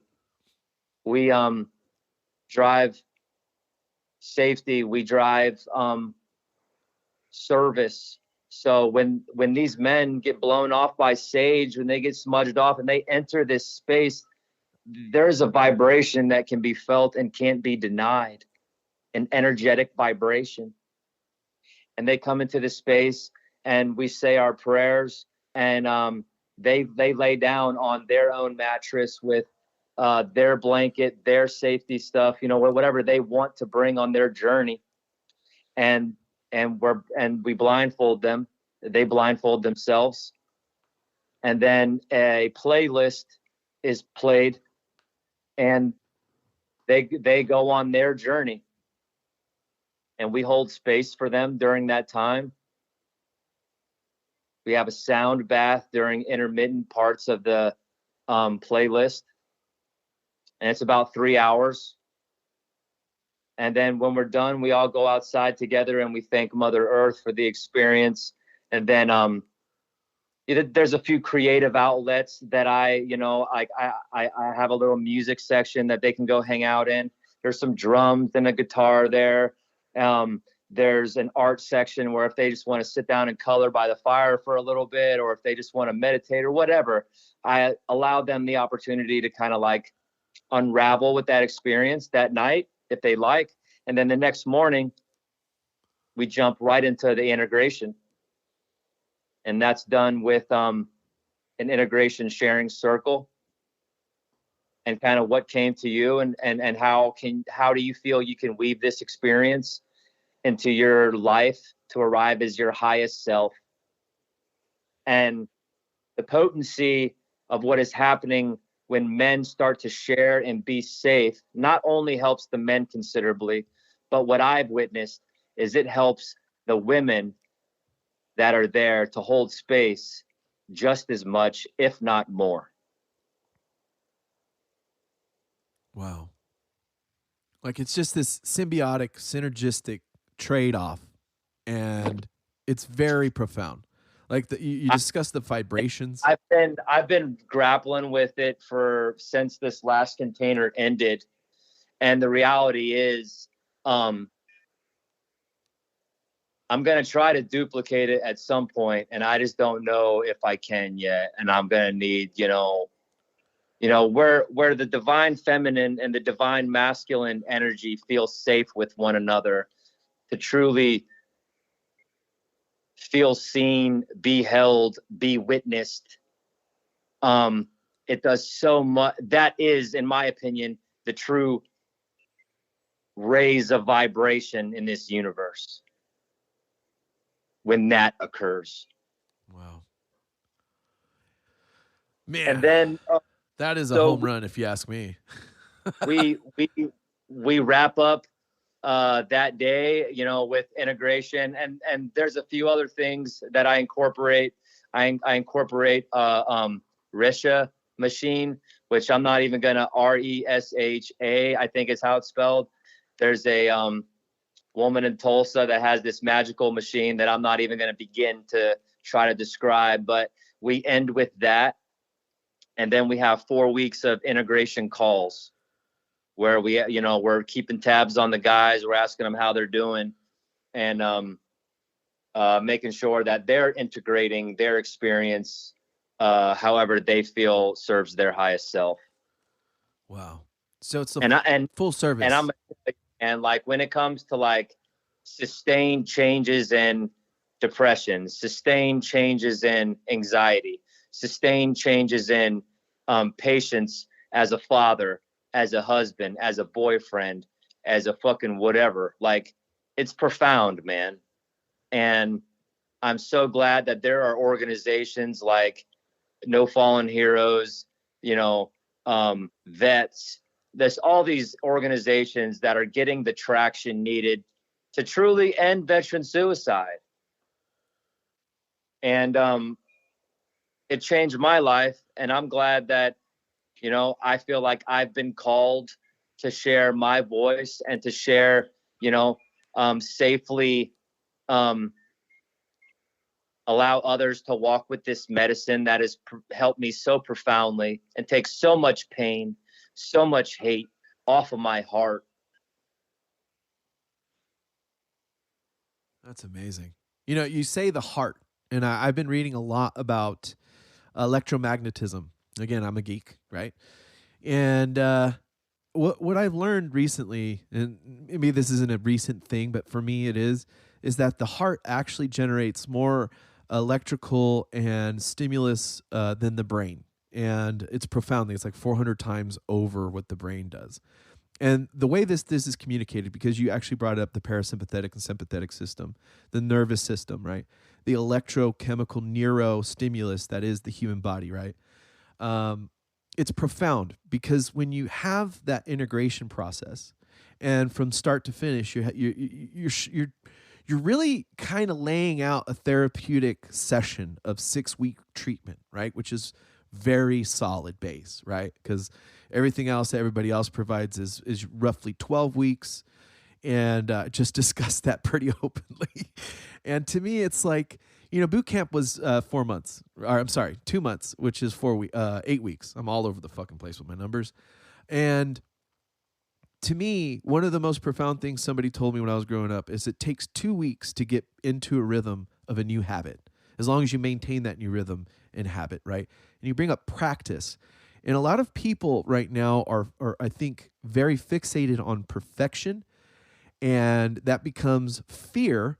So then they stop, right? They stop practicing because they're afraid. Especially in our community with veterans. Yes, because who wants to fail when you're already feeling like you're failing, right? It's one of those, it's a fucked up, double-edged sword, right? It's a catch-22. I love the catch-22s, right? Great show, great movie. But catch-22s will fuck you beyond anything else, and it's yourself. It's the self telling the self that I'm doubting the self. I can't do this because it's not perfect. I play guitar. I don't play guitar well. I don't play it. I don't know the notes.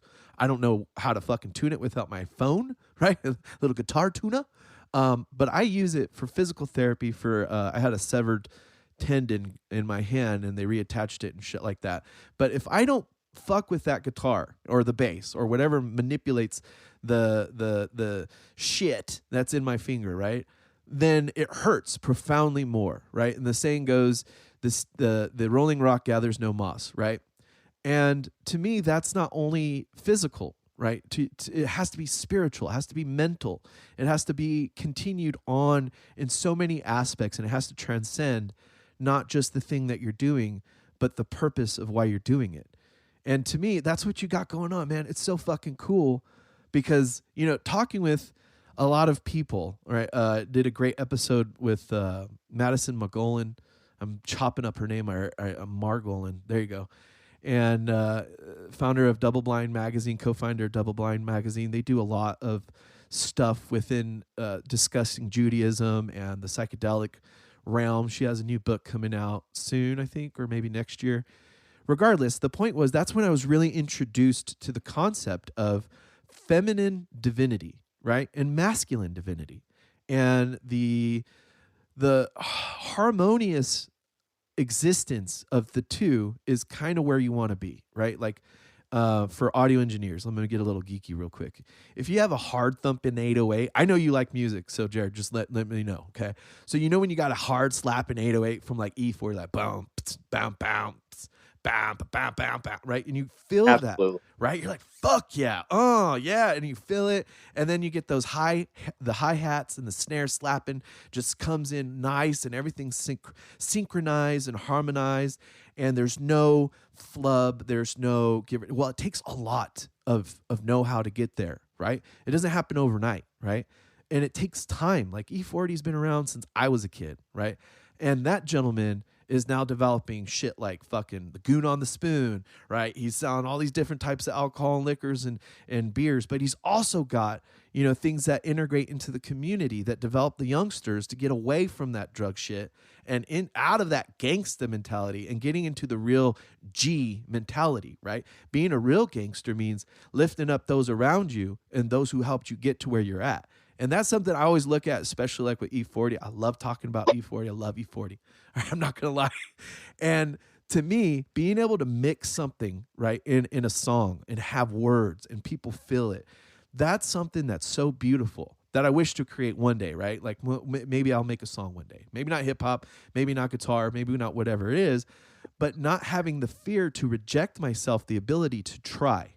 And that's something that I think happens in our veteran community too often on all levels, is the fear to try something new and to fail. And even if you fail and you have no support system, that's where it's even worse. I think that's where we're seeing a lot more of our suicides, is where they do attempt to try, they do attempt to reconnect, they do attempt to do things, but there's not that follow-up.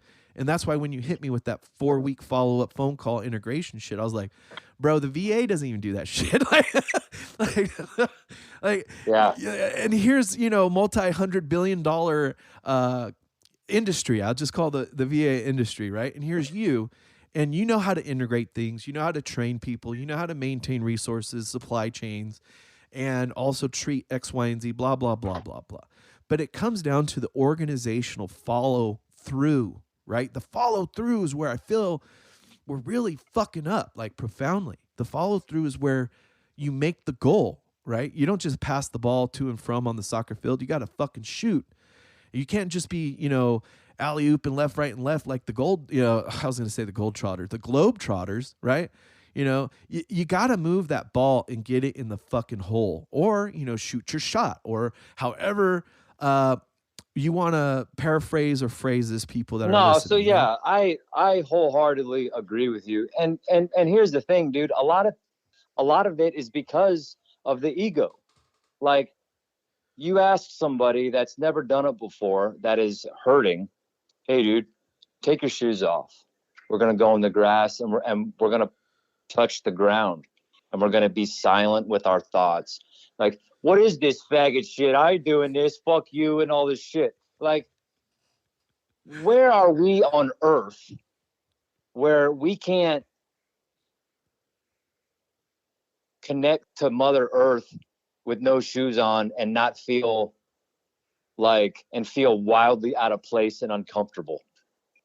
Yeah.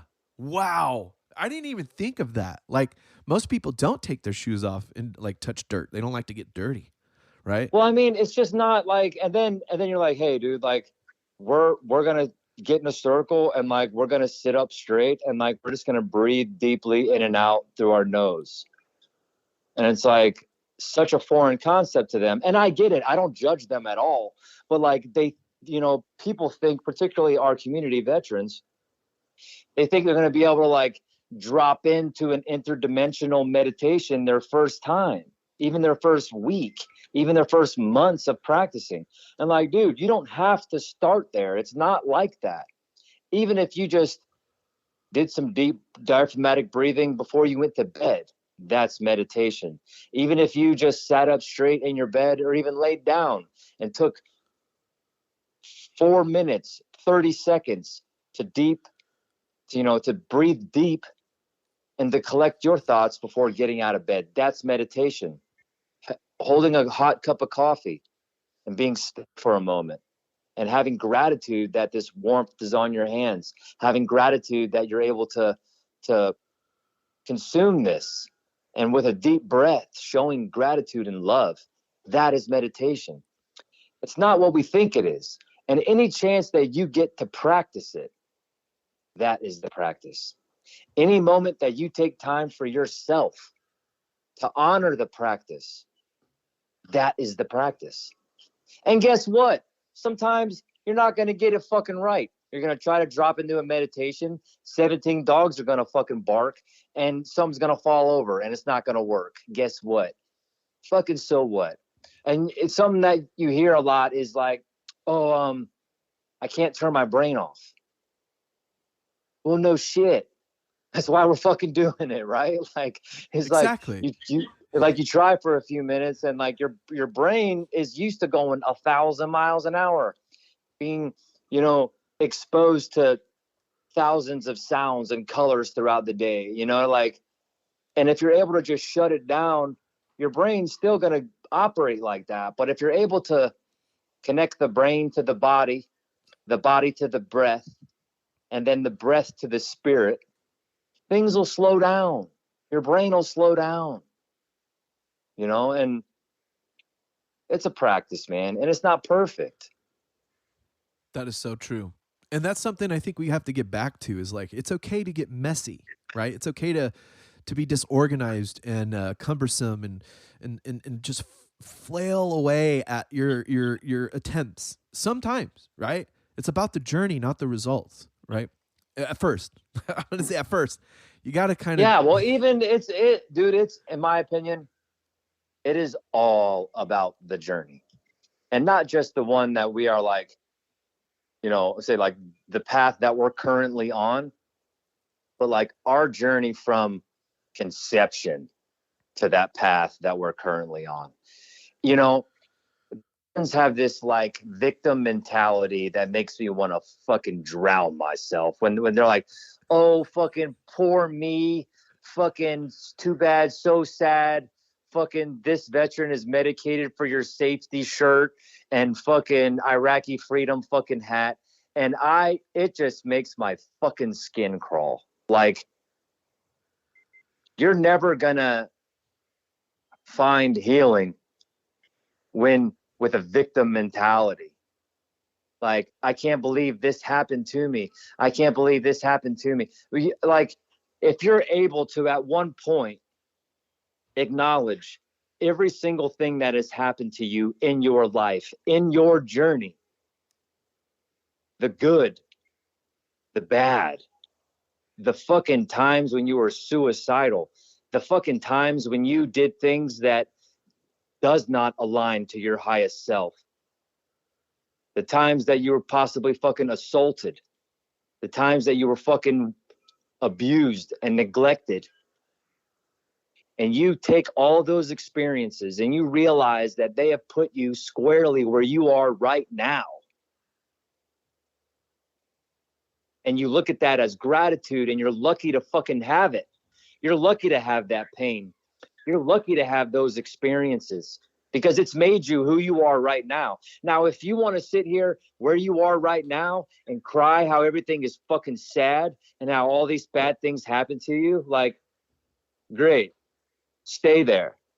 But if you also want to look at this experience like, I can't believe I had the opportunity to go to these places and do these things and be exposed to these types of things and be able to take that energy and those experiences and weave it into your life to be happy.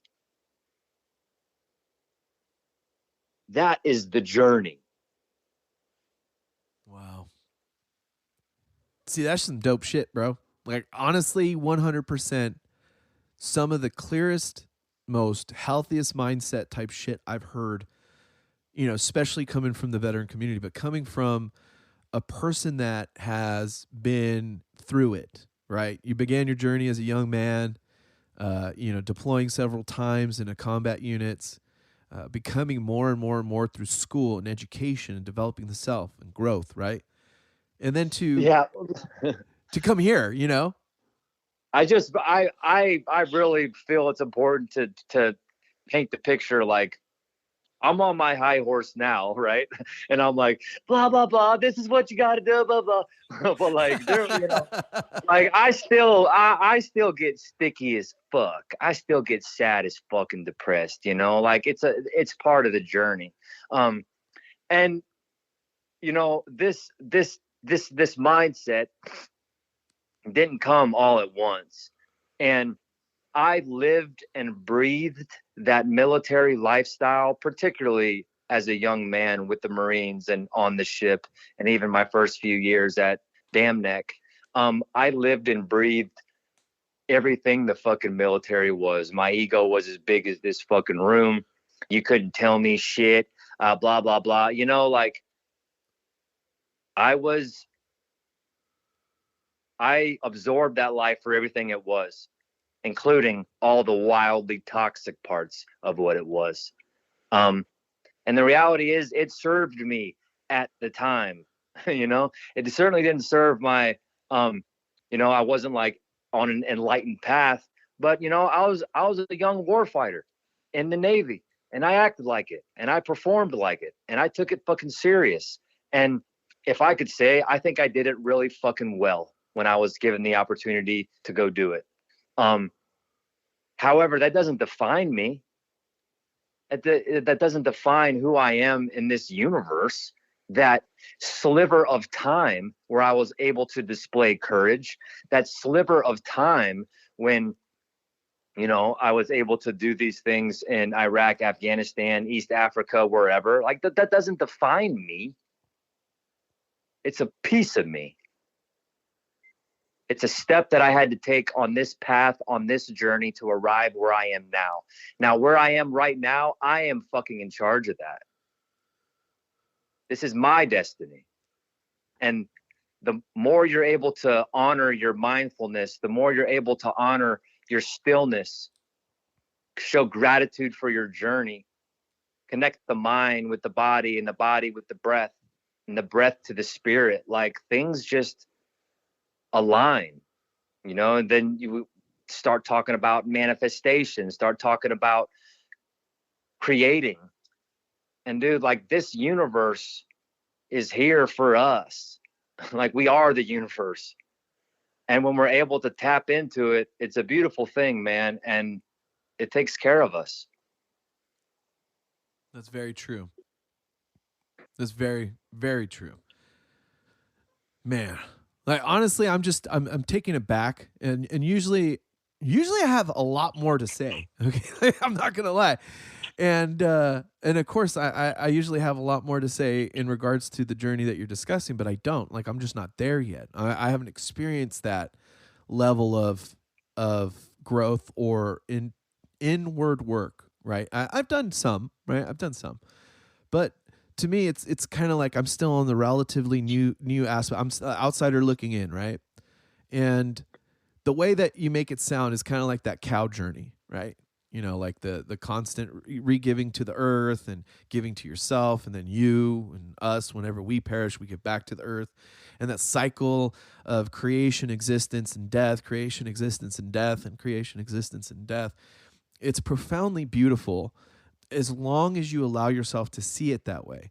And some of the most beautiful experiences I have had are the scariest, right? And Bill Burr, I think, said this really, really well the other day on one of his things that he does that I saw on, of course, social media and shit, right? Was between fear and excitement, right? I think our generations of people are having a very hard time compartmentalizing the difference between anxiety and excitement, right? And of course, there's, like you said, we can't disregard people's pains or people's experiences. We don't know the battle people are fighting within, right? But one of those concepts is, what if, right? The way we currently see the world is because of an influence that necessarily doesn't benefit us, right? It's an influence that we don't know is continuously hammering in. I wrote this piece a long time ago, and I discussed how we choose our influences, and then we become our identities through habit, ritual, and then psychology, right? The habit becomes a ritual, and the ritual becomes a psychology. That's kind of how we animals develop throughout the generations of being monkeys on this planet, right? And to look back in our past 30, 40 years, 50 years, 60 to 100 years of existence of human beings, we're such in a profoundly different place, right? That it's hard to assume that what we know now will serve us in the future, right? Like most people, somebody made a funny comment about Friends. A computer popped up on Friends, I think 3 times during the existence of the show, right? Completely detached from how important computers would be in our lives and society function, right?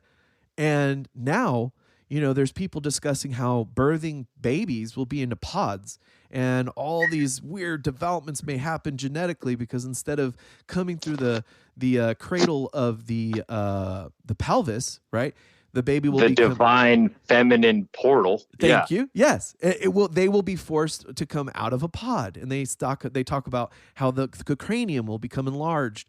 And I, of course, think of gray aliens, and I'm like, dude, we're creating our own fucking future this way.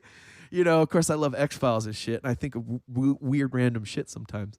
But I go, sometimes we allow influences to become kind of the dictator of our pursuits and purposes, right? And I think that, especially in the veteran community, especially like how you're saying it, to detach from it and to look at it from afar and go, man, we could be doing better.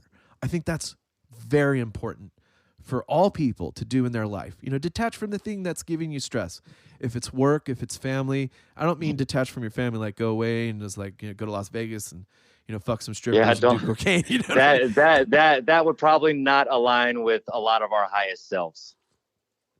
Exactly. Alignment with the higher self, right? Like become the person that you want to be, emulate, right? I brought that up about Wiz, of course, he's a gentleman, great leader, but to emulate those type of people that you go, you know what? I don't have fuck all right. Okay. I don't have shit right, but I know it. And this is the beginning of me getting right. Right. And as much as I can just, banter away and put words out there into the ethernet, I go, it's really difficult for people to hear something and then walk down a path without fear. And I go, of course, because, there's this great book called Doors of Perception, and I can't remember who wrote it, but it's a great concept of how not just psychedelics, but inner work, perspectives, projections, internal ideations, and how dissonance and resonance become our world, right? Our entire world, this thing that we see, the matrix, quote unquote, right? It is what we feed into it, and emotions are vibrations. So that comes me back full circle to the frequency talk. And this is what I want to kind of leave it on for today between you and I, at least on the show for today, is when you're in it, right? You mentioned that you go through it and you feel it still. And I don't know if you still have ideations of suicide or feelings. I do. And I'm very, very public about it. I'm very honest about it. I have ideations routinely, like, I would be better off. My family would be better off. My wife would be better off. And these are damaging to the self. But the way I come to that, or way I did come to that, I should say, and this is something I think a lot of people don't talk about, is because of the external influences and the lack of value I perceive I have in the world, right? That is how I came to the results that my wife would be better. Like if I got dead, right? If I got dead, if I was dead, my wife would be able to move on and find another spouse. Maybe he would be better. Maybe he would be a better father. Maybe he'd be a better husband, No, dude. right? And that's a horrible line of thinking, isn't it? No, let me tell you something, dude. Everything that you're feeling when that stems, I want you to know that like those deep feelings of inadequacy, like they are normal with men.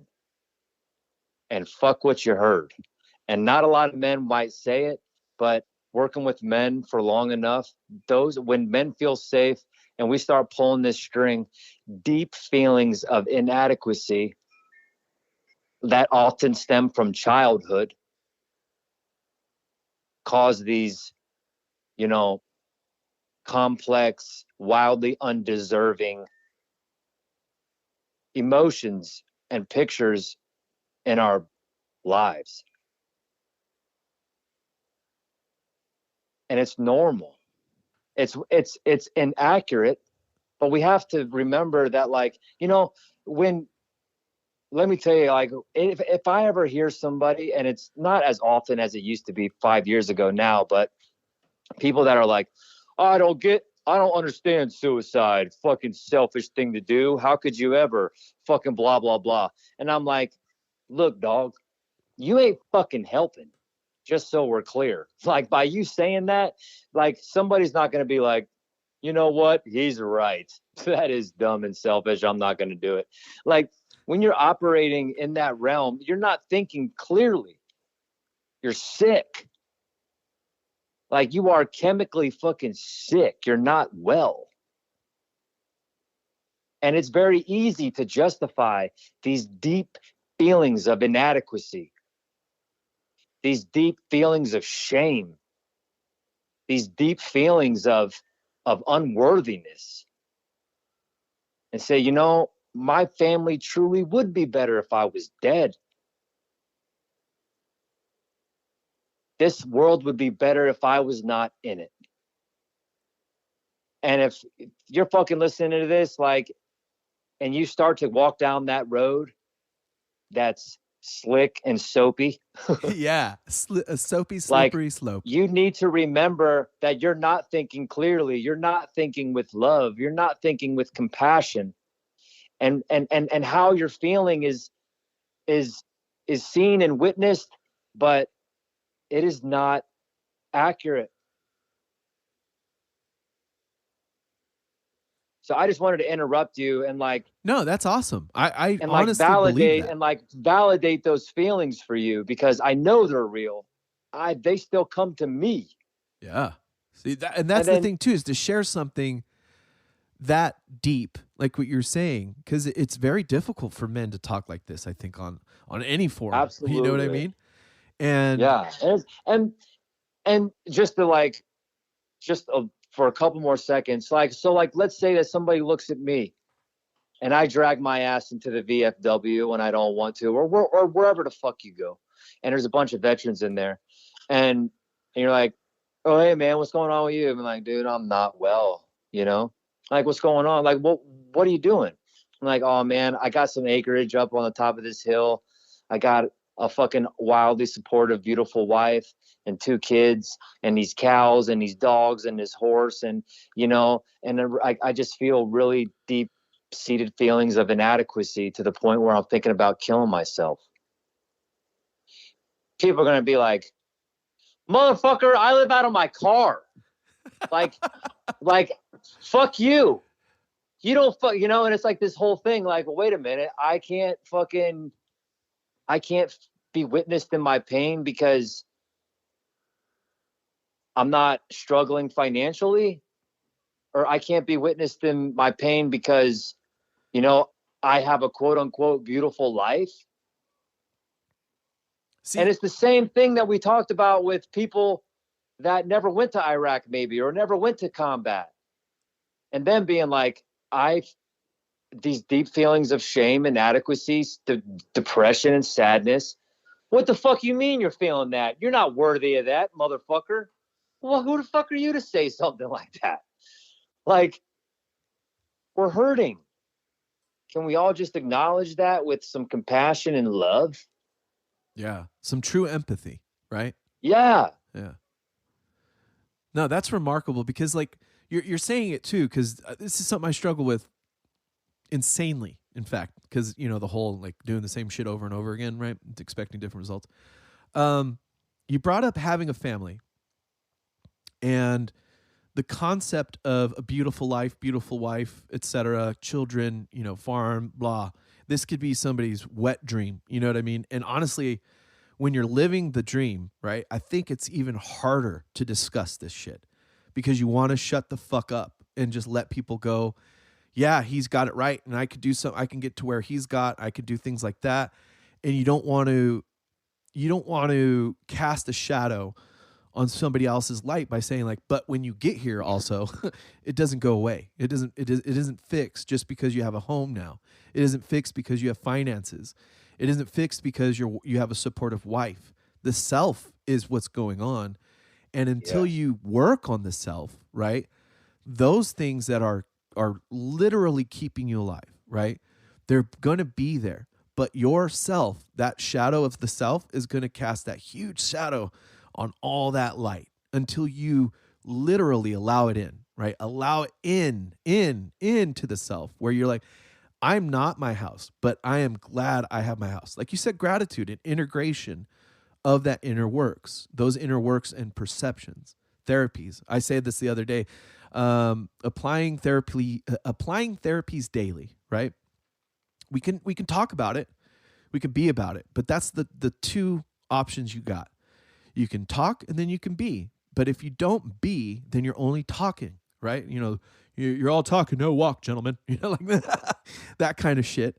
But it's very okay to feel that. And it's not condemning. It's not damning. You're not what you feel. You know, emotions are fleeting. And I digress, of course, to a lot of different types of religious beliefs and spiritualism and of course the dichotomy of existence where life is life and death is death. And I go, sometimes death is life and sometimes life is death, right? There's a lot of complications to perception. But what I hear you really saying is just don't quit, right? Don't ever give up when you're in the pit of whatever hell, you know, you're in, right? Splunk out that bitch, right? Climb out, get those gold nuggets. Well, hold on. Don't be so quick to pull that fucking ripcord when you're in that fucking dark. I feel like there's huge value in sitting in it. And there's huge value, like, you know, do it safely. Like if like you're not well and you need fucking help, go get help immediately. But if like you're starting to feel certain ways, explore that. Explore that sadness. Explore those feelings because you're going to come. That is the healing. You know, we are so quick to feel sad or to feel alone or to feel unworthy and take a cute little selfie, right? And put it up there and you fucking, oh, blah, blah, blah, blah, hey, blah, blah, blah. Or like something that message a bunch of people like, you know, something where you get these dopamine hits that make you feel good. You know, we're so easily distracted by the frivolous happiness.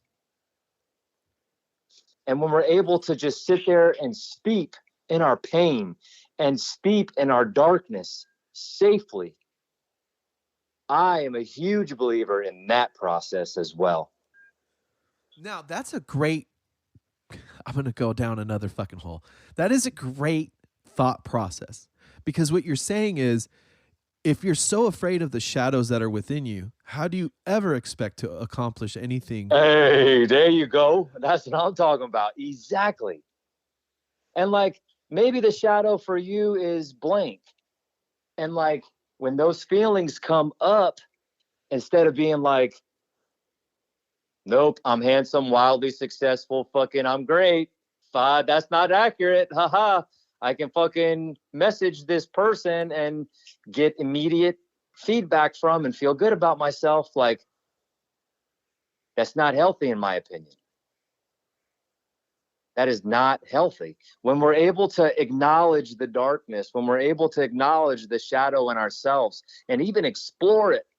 And that is why I am a huge fan of the 5 root causes of human suffering. And when people are able to explore that a little bit, particularly the first 2, ignorance and ego, and they're able to climb with that, some darkness is exposed in a lot of cases, and they are able to grapple with it, and they are able to really shine the light like, wow, this is a part of my fabric that is just as important as my light and love. Wow. And then like, you know, then to add another layer of complexity, and it's like this divine feminine, these divine masculine roles within ourselves, and how can we nurture it and cultivate it within our lives while acknowledging the shadow, while walking with the shadow, while working with the shadow and the light and the love. Wow, dude. That is some profound shit. Like, personally, right? I'm sitting back and I'm thinking more and more and more, like, you know, of course, you know, there's day and night, and there's tons of shit that goes on in day and night, right? And most people when they're children are afraid of the darkness first, right? We're not afraid of the light. You know, that's a pretty interesting concept to me. Like my kids like, you know, the night lights and shit like that. And sometimes I'll be walking around the house and I'm not going to bullshit you. I bullshit you not. I'll walk around the house. There'll be a dark spot and I'll be double checking like, what the fuck's over there? What the fuck's over there? Oh, nothing's over there. Okay, I'm good. And to me, it's kind of like we're innately afraid of darkness. We're innately, as human beings, afraid of shadows or quote unquote things we're unaware of or unknown to us. We're afraid of those unknowns. And I feel that keeps us as a society in a very controllable existence, right? If you're not afraid to venture outside the box, right, or you're not that controllable, right? And if you are terrified of what's outside the box, you're innately controllable. Like, all I got to do is say it's dark outside. Don't want to go there, right? Bugs Bunny said it, babe, the best, right? Don't go out there. It's dark, right? Yeah. And to me, it's like, wow, like you're saying it like, don't be afraid to confront the darkness, but Fuck also no. don't be afraid to explore it either. Like, there's confrontation, that's one, but to explore it, that's even deeper. And find out where it comes from, where that shadow comes from. Like, why do you feel, you know, the need to drink alcohol all the time? Why do you feel the need to like surround yourself with promiscuous women all the time? Why do you feel the need to be loved? Why do you know, like all these little things, if you can pull the string on like, why is that? Why am I driven to that? Like, well, because blank, you know, like this woman treated you like this in middle school, or your parents neglected you on this level, or you were bullied or beat the fuck up, or maybe you beat people up and you were a bully. Like all, you know, when we're able to pull the string and let that shadow be seen and breathe a little bit and find love and compassion within ourselves for that behavior. You know, I used to always say in therapy, like, yeah, I was a piece of shit kid, piece of shit teenager.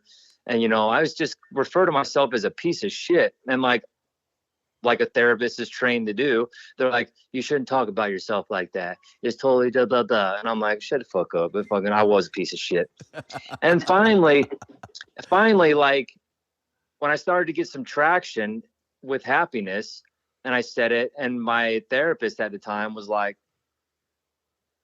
why do you talk about yourself like that? And I was like, because it's true. And she's like, have you ever thought about that you were just a scared, lonely little boy that was doing their best to be seen and loved? And I was like it made me want to fucking cry like it does now. Like, I Yeah, just it's a shoved it all throat punch. down. It's a huge throat punch for somebody to say that, because then you actually reflect to those emotions, like you were saying. It actually Because does then shine the the light on first it. root cause of human suffering, ignorance, is kind of shown, kind of unveiled in that moment for me. Like, yeah, like, you're not a piece of shit. You weren't a piece of shit. You were doing your best at the time with the tools that you had.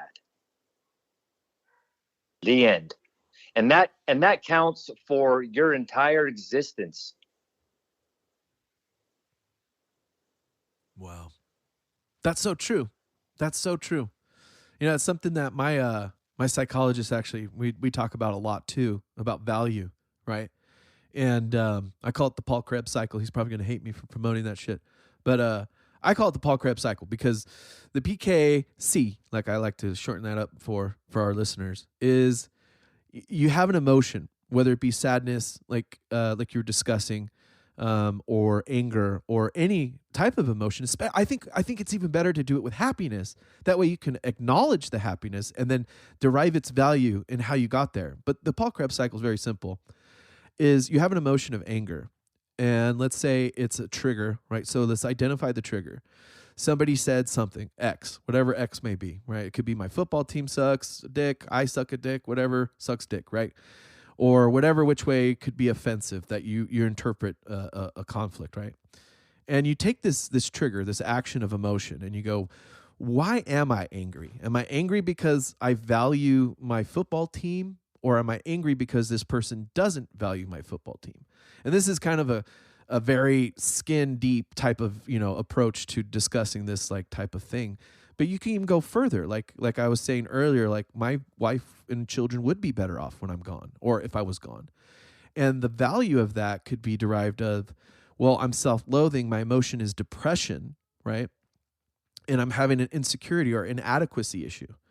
But as I'm deriving this emotion, I'm just feeling this emotion, right, at the time, and ignorantly walking down a path of deeper depression, right?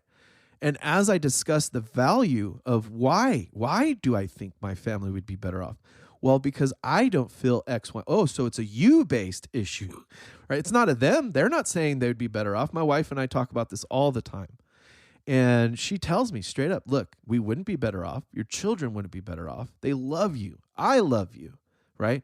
And having that safe space, like you were saying, where you can communicate directly about your emotional state or whatever it is that's irking or bugging or hurting you, right? Your pain. It's very important to have something or someone to talk to, whether it be just, that biofeedback loop of an inward spiraling, right, of depression. I feel that way very often, is this inward, like self-degrading, like you said, the self-talk, right? And at a point, there has to be some value to that. And what it is I'm just saying that I'm not good enough, and I'm cheaply trying to remove what I can do easiestly and lazily, right? And it's not easy and lazy because I'm an easy or lazy person. It's because I'm either A, exhausted, B, I'm confined to my perspective, whether it be an emotional state or physical state or otherwise. And then C, maybe I don't have the knowledge to do anything different because I'm ignorant. Like you were saying, the root base of suffering, right? That's pretty profound to me.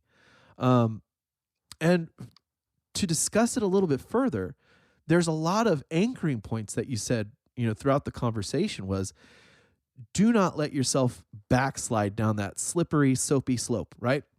And get those support systems, reach out to people. Even if you're not confident or comfortable, try, right? I think that's the base of what I'm hearing a lot of is just try. Don't be afraid. Don't give in to that fear-based reaction or inward perception of self-denial, self-neglect, self-degradation. Move forward, acknowledging that shit, right? That's part of that shadow talk, right? Going, why do I feel like the piece of shit? Like you're saying that you would say this in your therapy. Well, you shouldn't talk to yourself that way. That's an easy thing to say to somebody. Yeah. But how do you stop talking to yourself that way?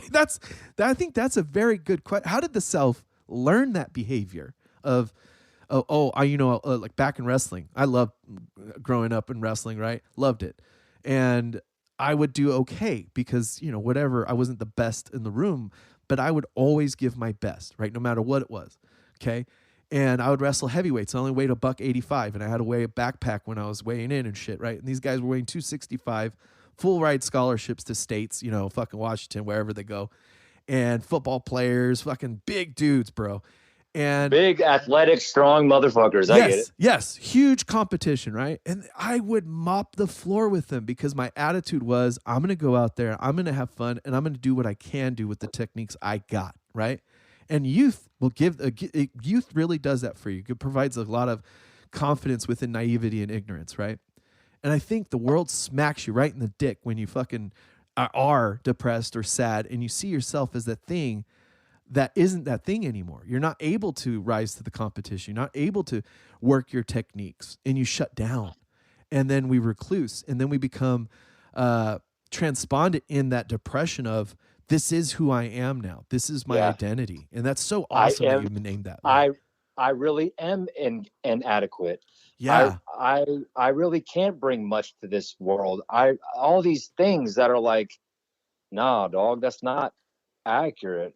And to answer your question, like, when do you start to change the self-perception? And it's all about compassion for yourself.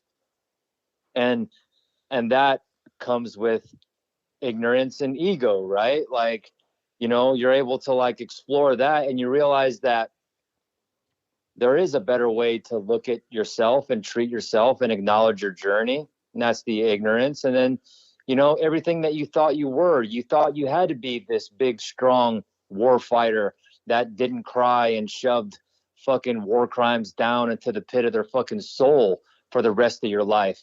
And that's not accurate either. You are that is a sliver piece of this journey for you. Now, if you want to let that define who you are for the rest of your life, you're going to struggle. Yeah. But if you're able to look at it and look at yourself with compassion and look at your behavior with love and understanding, that is where things can change. Wow. That is so true. Like, I'm sitting back and I'm, of course, trying to provide some levity into the heaviness of the conversation, right? And I'm like, you're right. You're not what you do, especially at war, right? You're surviving. And, I thought immediately, like, I wipe my ass every day. I'm not an ass wipe. That's the only thing I thought of right now. And I'm like, dude, you're an idiot. I'm like, yeah, no, negative self-talk. Stop that, Joey. I have a fun thing that I say, and I haven't said it off recently because I'm not in the military anymore. But one time I was doing some, pretty high risk level training, and something happened, and I didn't have like a piece of gear, or I fucked up. And the SEAL that I was working with at the time was like, it doesn't matter how many data boys you get. He goes, you put one dick in your mouth and you're a cocksucker forever. That is amazing. I was like, damn it. I was like, oh, that sucks. I guess I'm a fucking cocksucker forever. Yep. But I didn't have the courage to tell him that he's fucking wrong back then, nor did I have the knowledge to tell him he was wrong. You know what, though? That was something I learned too. What it placates towards is the whole perception is key, right? Fuck. Even going back to like football, players, wrestling, basketball, you name it, right? The moment you don't shoot that three, you don't sink that three, you're no longer, the GOAT. Or if you don't come out with a banger every year or slapping that shit, you're no longer the king of rap, right? And I think human society really does itself a disservice to forget that not every day are you going to walk out there. I think it was McGuire and God damn it, what was the other guy? The guy that looks white now. So Sammy Sosa, right? When they were just nailing home run after home run after home. What a great time in fucking American baseball. Right? Just to exist, just to see it as a human being. Like, nobody's going to see that ever again. Well, at least in the same way, right? Same way. But at the time, nobody gave a fuck on how it was happening or, what they were doing to get to that point. We were just like, smackaroni and cheese. Look at that shit go, bro.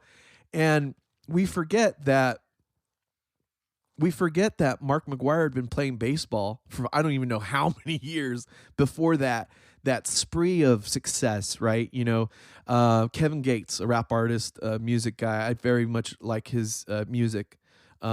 His shit slaps, like I like to say. His growth as a gentleman within the music industry. Like, I like music, of course. Here's another one, Neo. I just saw a show with my wife in Saquon Casino, and it was great. And Neo was there. I didn't know, that his works included To the Left. He wrote that song. You know what I mean? And so a lot of people don't know the work that it takes to become the champion. But we see the results of the champion, and we want to be that champion. And I go, homie, that guy put in every Sunday afternoon. That guy put in an hour before and an hour after practice. That guy and girl put in, 38 hours a week of just, eating good and sleeping well and hygiene and, whatever techniques they had to do to get to that point. It's what we don't see that makes the champion. And I think our society is a bit naive and ignorant. And I think that placates to the whole 5 roots of suffering there, man. That's really fucking cool. Yeah, man. We're so easily distracted with frivolous happiness. And I like to say that because we are a dopamine driven society. Every little bing on our phone or every little that we get for a like or whatever the fuck it is, it generates chemicals in our brain that are not healthy. And we end up seeking it in other ways, one thing that I'll ask guys during their intake form is like, how are your driving habits? I think you can tell a lot by a person by how they fucking drive. And they're like, I know a dude that used to fucking, and this sounds incredibly dangerous, and it is. So fucking, but he was trying to get chemicals to go in his brain to make him feel like, he was alive, and he was, simulate chemicals that are similar to combat. And he was taking his Volkswagen GTI, whatever fucking car, and going 110, 120 miles an hour on the back roads of Camp Lejeune because he fucking wanted to feel it. And then once he got comfortable driving his car like that, he would put a fucking blood pressure cuff around his neck and fucking get it to where he'd be a little squirrely and fucking do it. I was like, what are you, fucking nuts? Jesus Christ, I was like, bro, you need fucking help now. You're not going to make it to your fucking PEB. That's taking autoerotic asphyxiation to a whole nother level. You know what I mean? It's just, wow. I'm sorry. I'm imagining this shit right now because you mentioned the BP cuff and there was this, I used to like bodybuilding and lifting weights and shit, right? There was this study of, how can you increase blood flow, decrease blood flow, increase hypertrophic destruction of, muscle fibers, blah, blah, blah, blah, blah. But what you're describing is erotic asphyxiation. That's fucking on a whole new level, bro. I don't even know how you come up with an idea. What happened to that guy? I'm just curious. Good question. So after that conversation, I told him that you're going to die. You're going to kill yourself. You're killing yourself.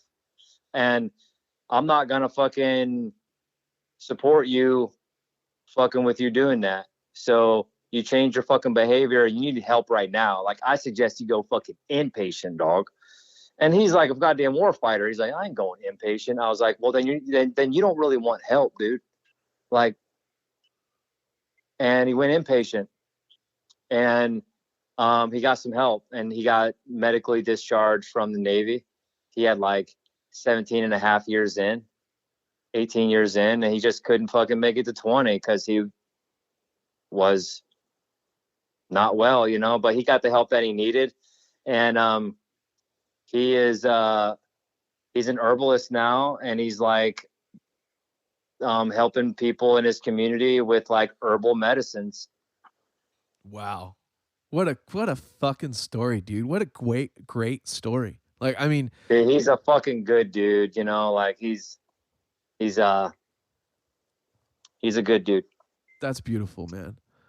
And I think that's like that's a really difficult a position to be in. You know, when you see somebody having reckless behaviors or self safety issues, it's very difficult to walk away from and also not acknowledge that that's how people feel. You know, that's how they get those dopamine responses. You know, they have risky behaviors, is what psychologists call it. For some people, like you said, it's promiscuity. There you go. Promiscuity. Some people it's drugs. Some people it's alcohol. These are negative coping, you know, negative coping mechanisms. And for me, it used to be alcohol, and I used to, I'm a real estate investor, and I was working on a big farmhouse in the south side of San Antonio. And I used to, you know, anytime that I wanted to be on one, I would go into like a little shady bar on the south side of San Antonio, and I start drinking. You know, I start drinking hard and do my best to like start an argument. You know, and I was abusing pain pills at the time, and I was just wanting to fucking feel alive, and that included to argue with fucking, you know, local Mexican construction workers for no fucking reason except I wanted to get punched in the face. I wanted to punch somebody in the face. I wanted to fucking fight. I wanted to feel pain. I wanted to hurt, you know, and finally, like, I was like, this isn't healthy. Like, you think? Like, I'm fucking drinking every day, fucking trying to like fight people and like, you know, being a real asshole. And I was like, and thank goodness I was able to find a path that allowed me to find my highest self and stop performing a lot of that behavior. That's amazing. Now to rehome on this highest self concept before, because we're gonna have to reschedule another continue episode. I'd love to have you on, you know, on and on again, like throughout the seasons for the duration of the show, have you a regular, because just the type of growth that you're discussing is exactly the type of stuff I want to promote and have people provide the people, I should say, you know, listeners all around the world. We have listeners from every continent on the planet. And to me, it's very important to provide aspects of perspective, right? And how to just not kill yourself, right? There was a psychologist, research scientist a long time ago. Was you know, everybody knows the Man's Search for Purpose book, right? Mark Frankel, or can't remember his name, but the concept of logotherapy and that whole concept of pursuing self. This gentleman said it. The thing that stops us from killing ourselves is our purpose. And to me, the highest self is, you know, is allowing myself to connect again, right? And to provide a platform for people that have a better understanding of how to continue this journey we call life. How does one reach their higher self and then acknowledge the fact that they have obtained that higher self? And then, of course, we had the conversation about integration. But if I were to be a fly on a wall on one of these, you know, treatment therapies, how would I go, oh, he's got it, or she's got it, or you see that thing? That's what that is. There a thing like that?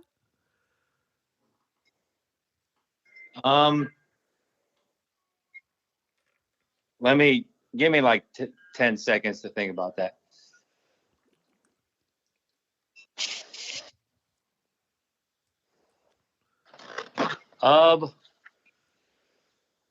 I think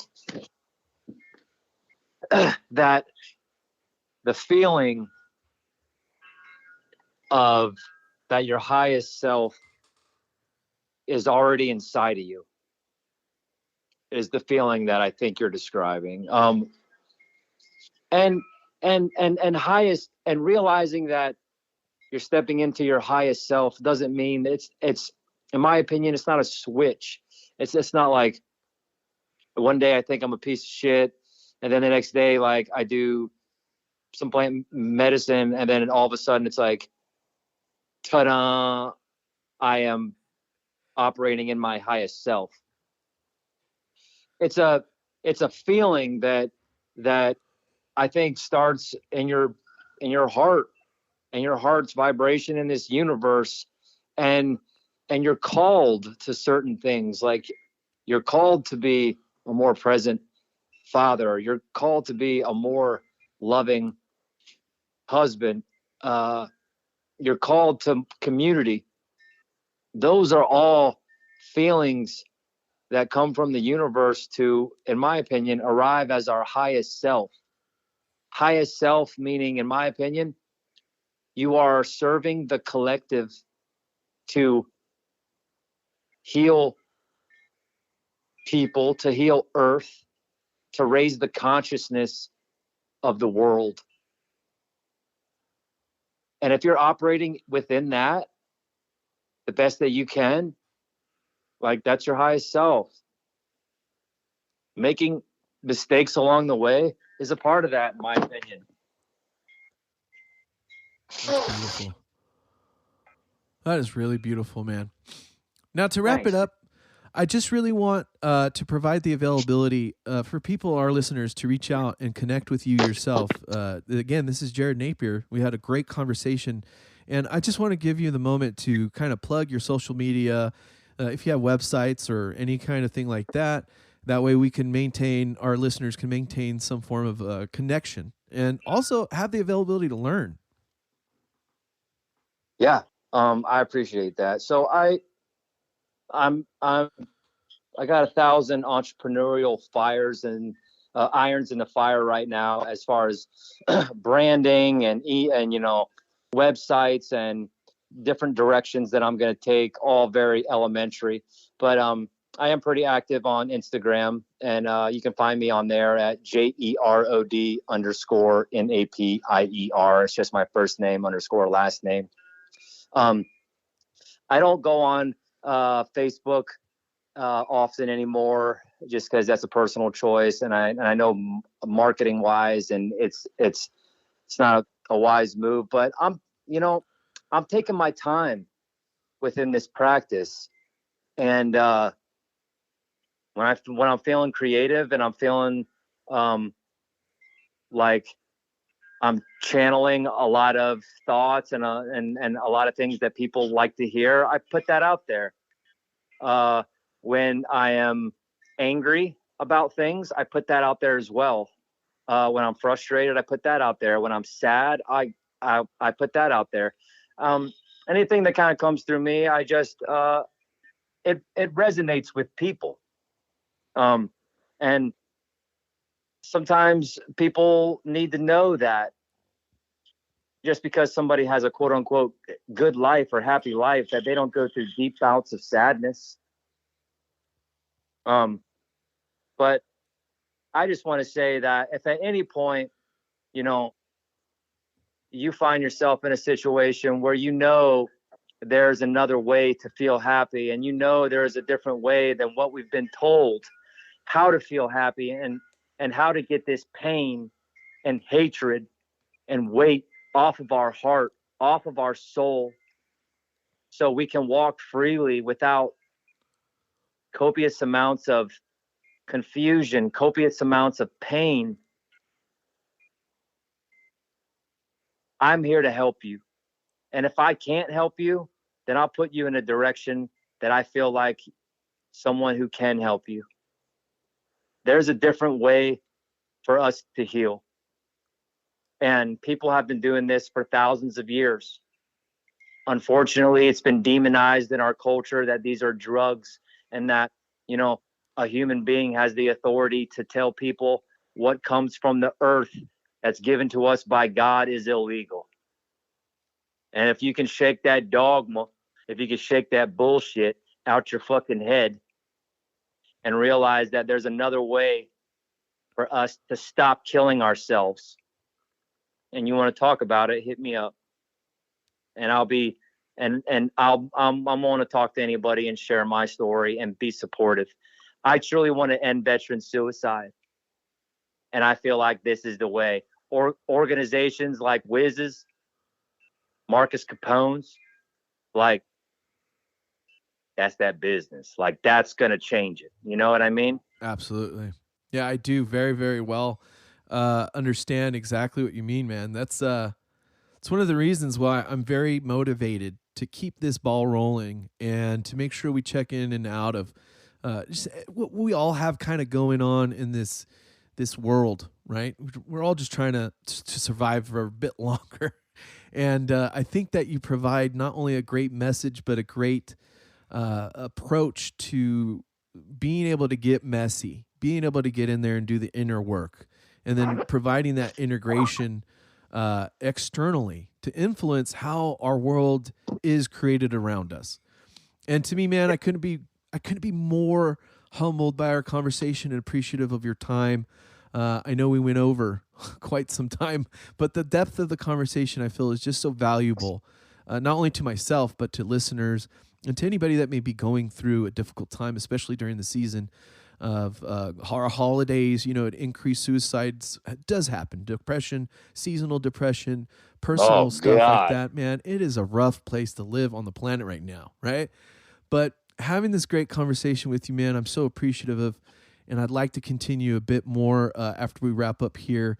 So I'm going to go ahead and go, boop. That's the wrap up. Internet. Yeah, hello. This is not Irish number 4. Yes, yeah, I them represent Irish number 6 because yes, shit. Well, I didn't mean to say.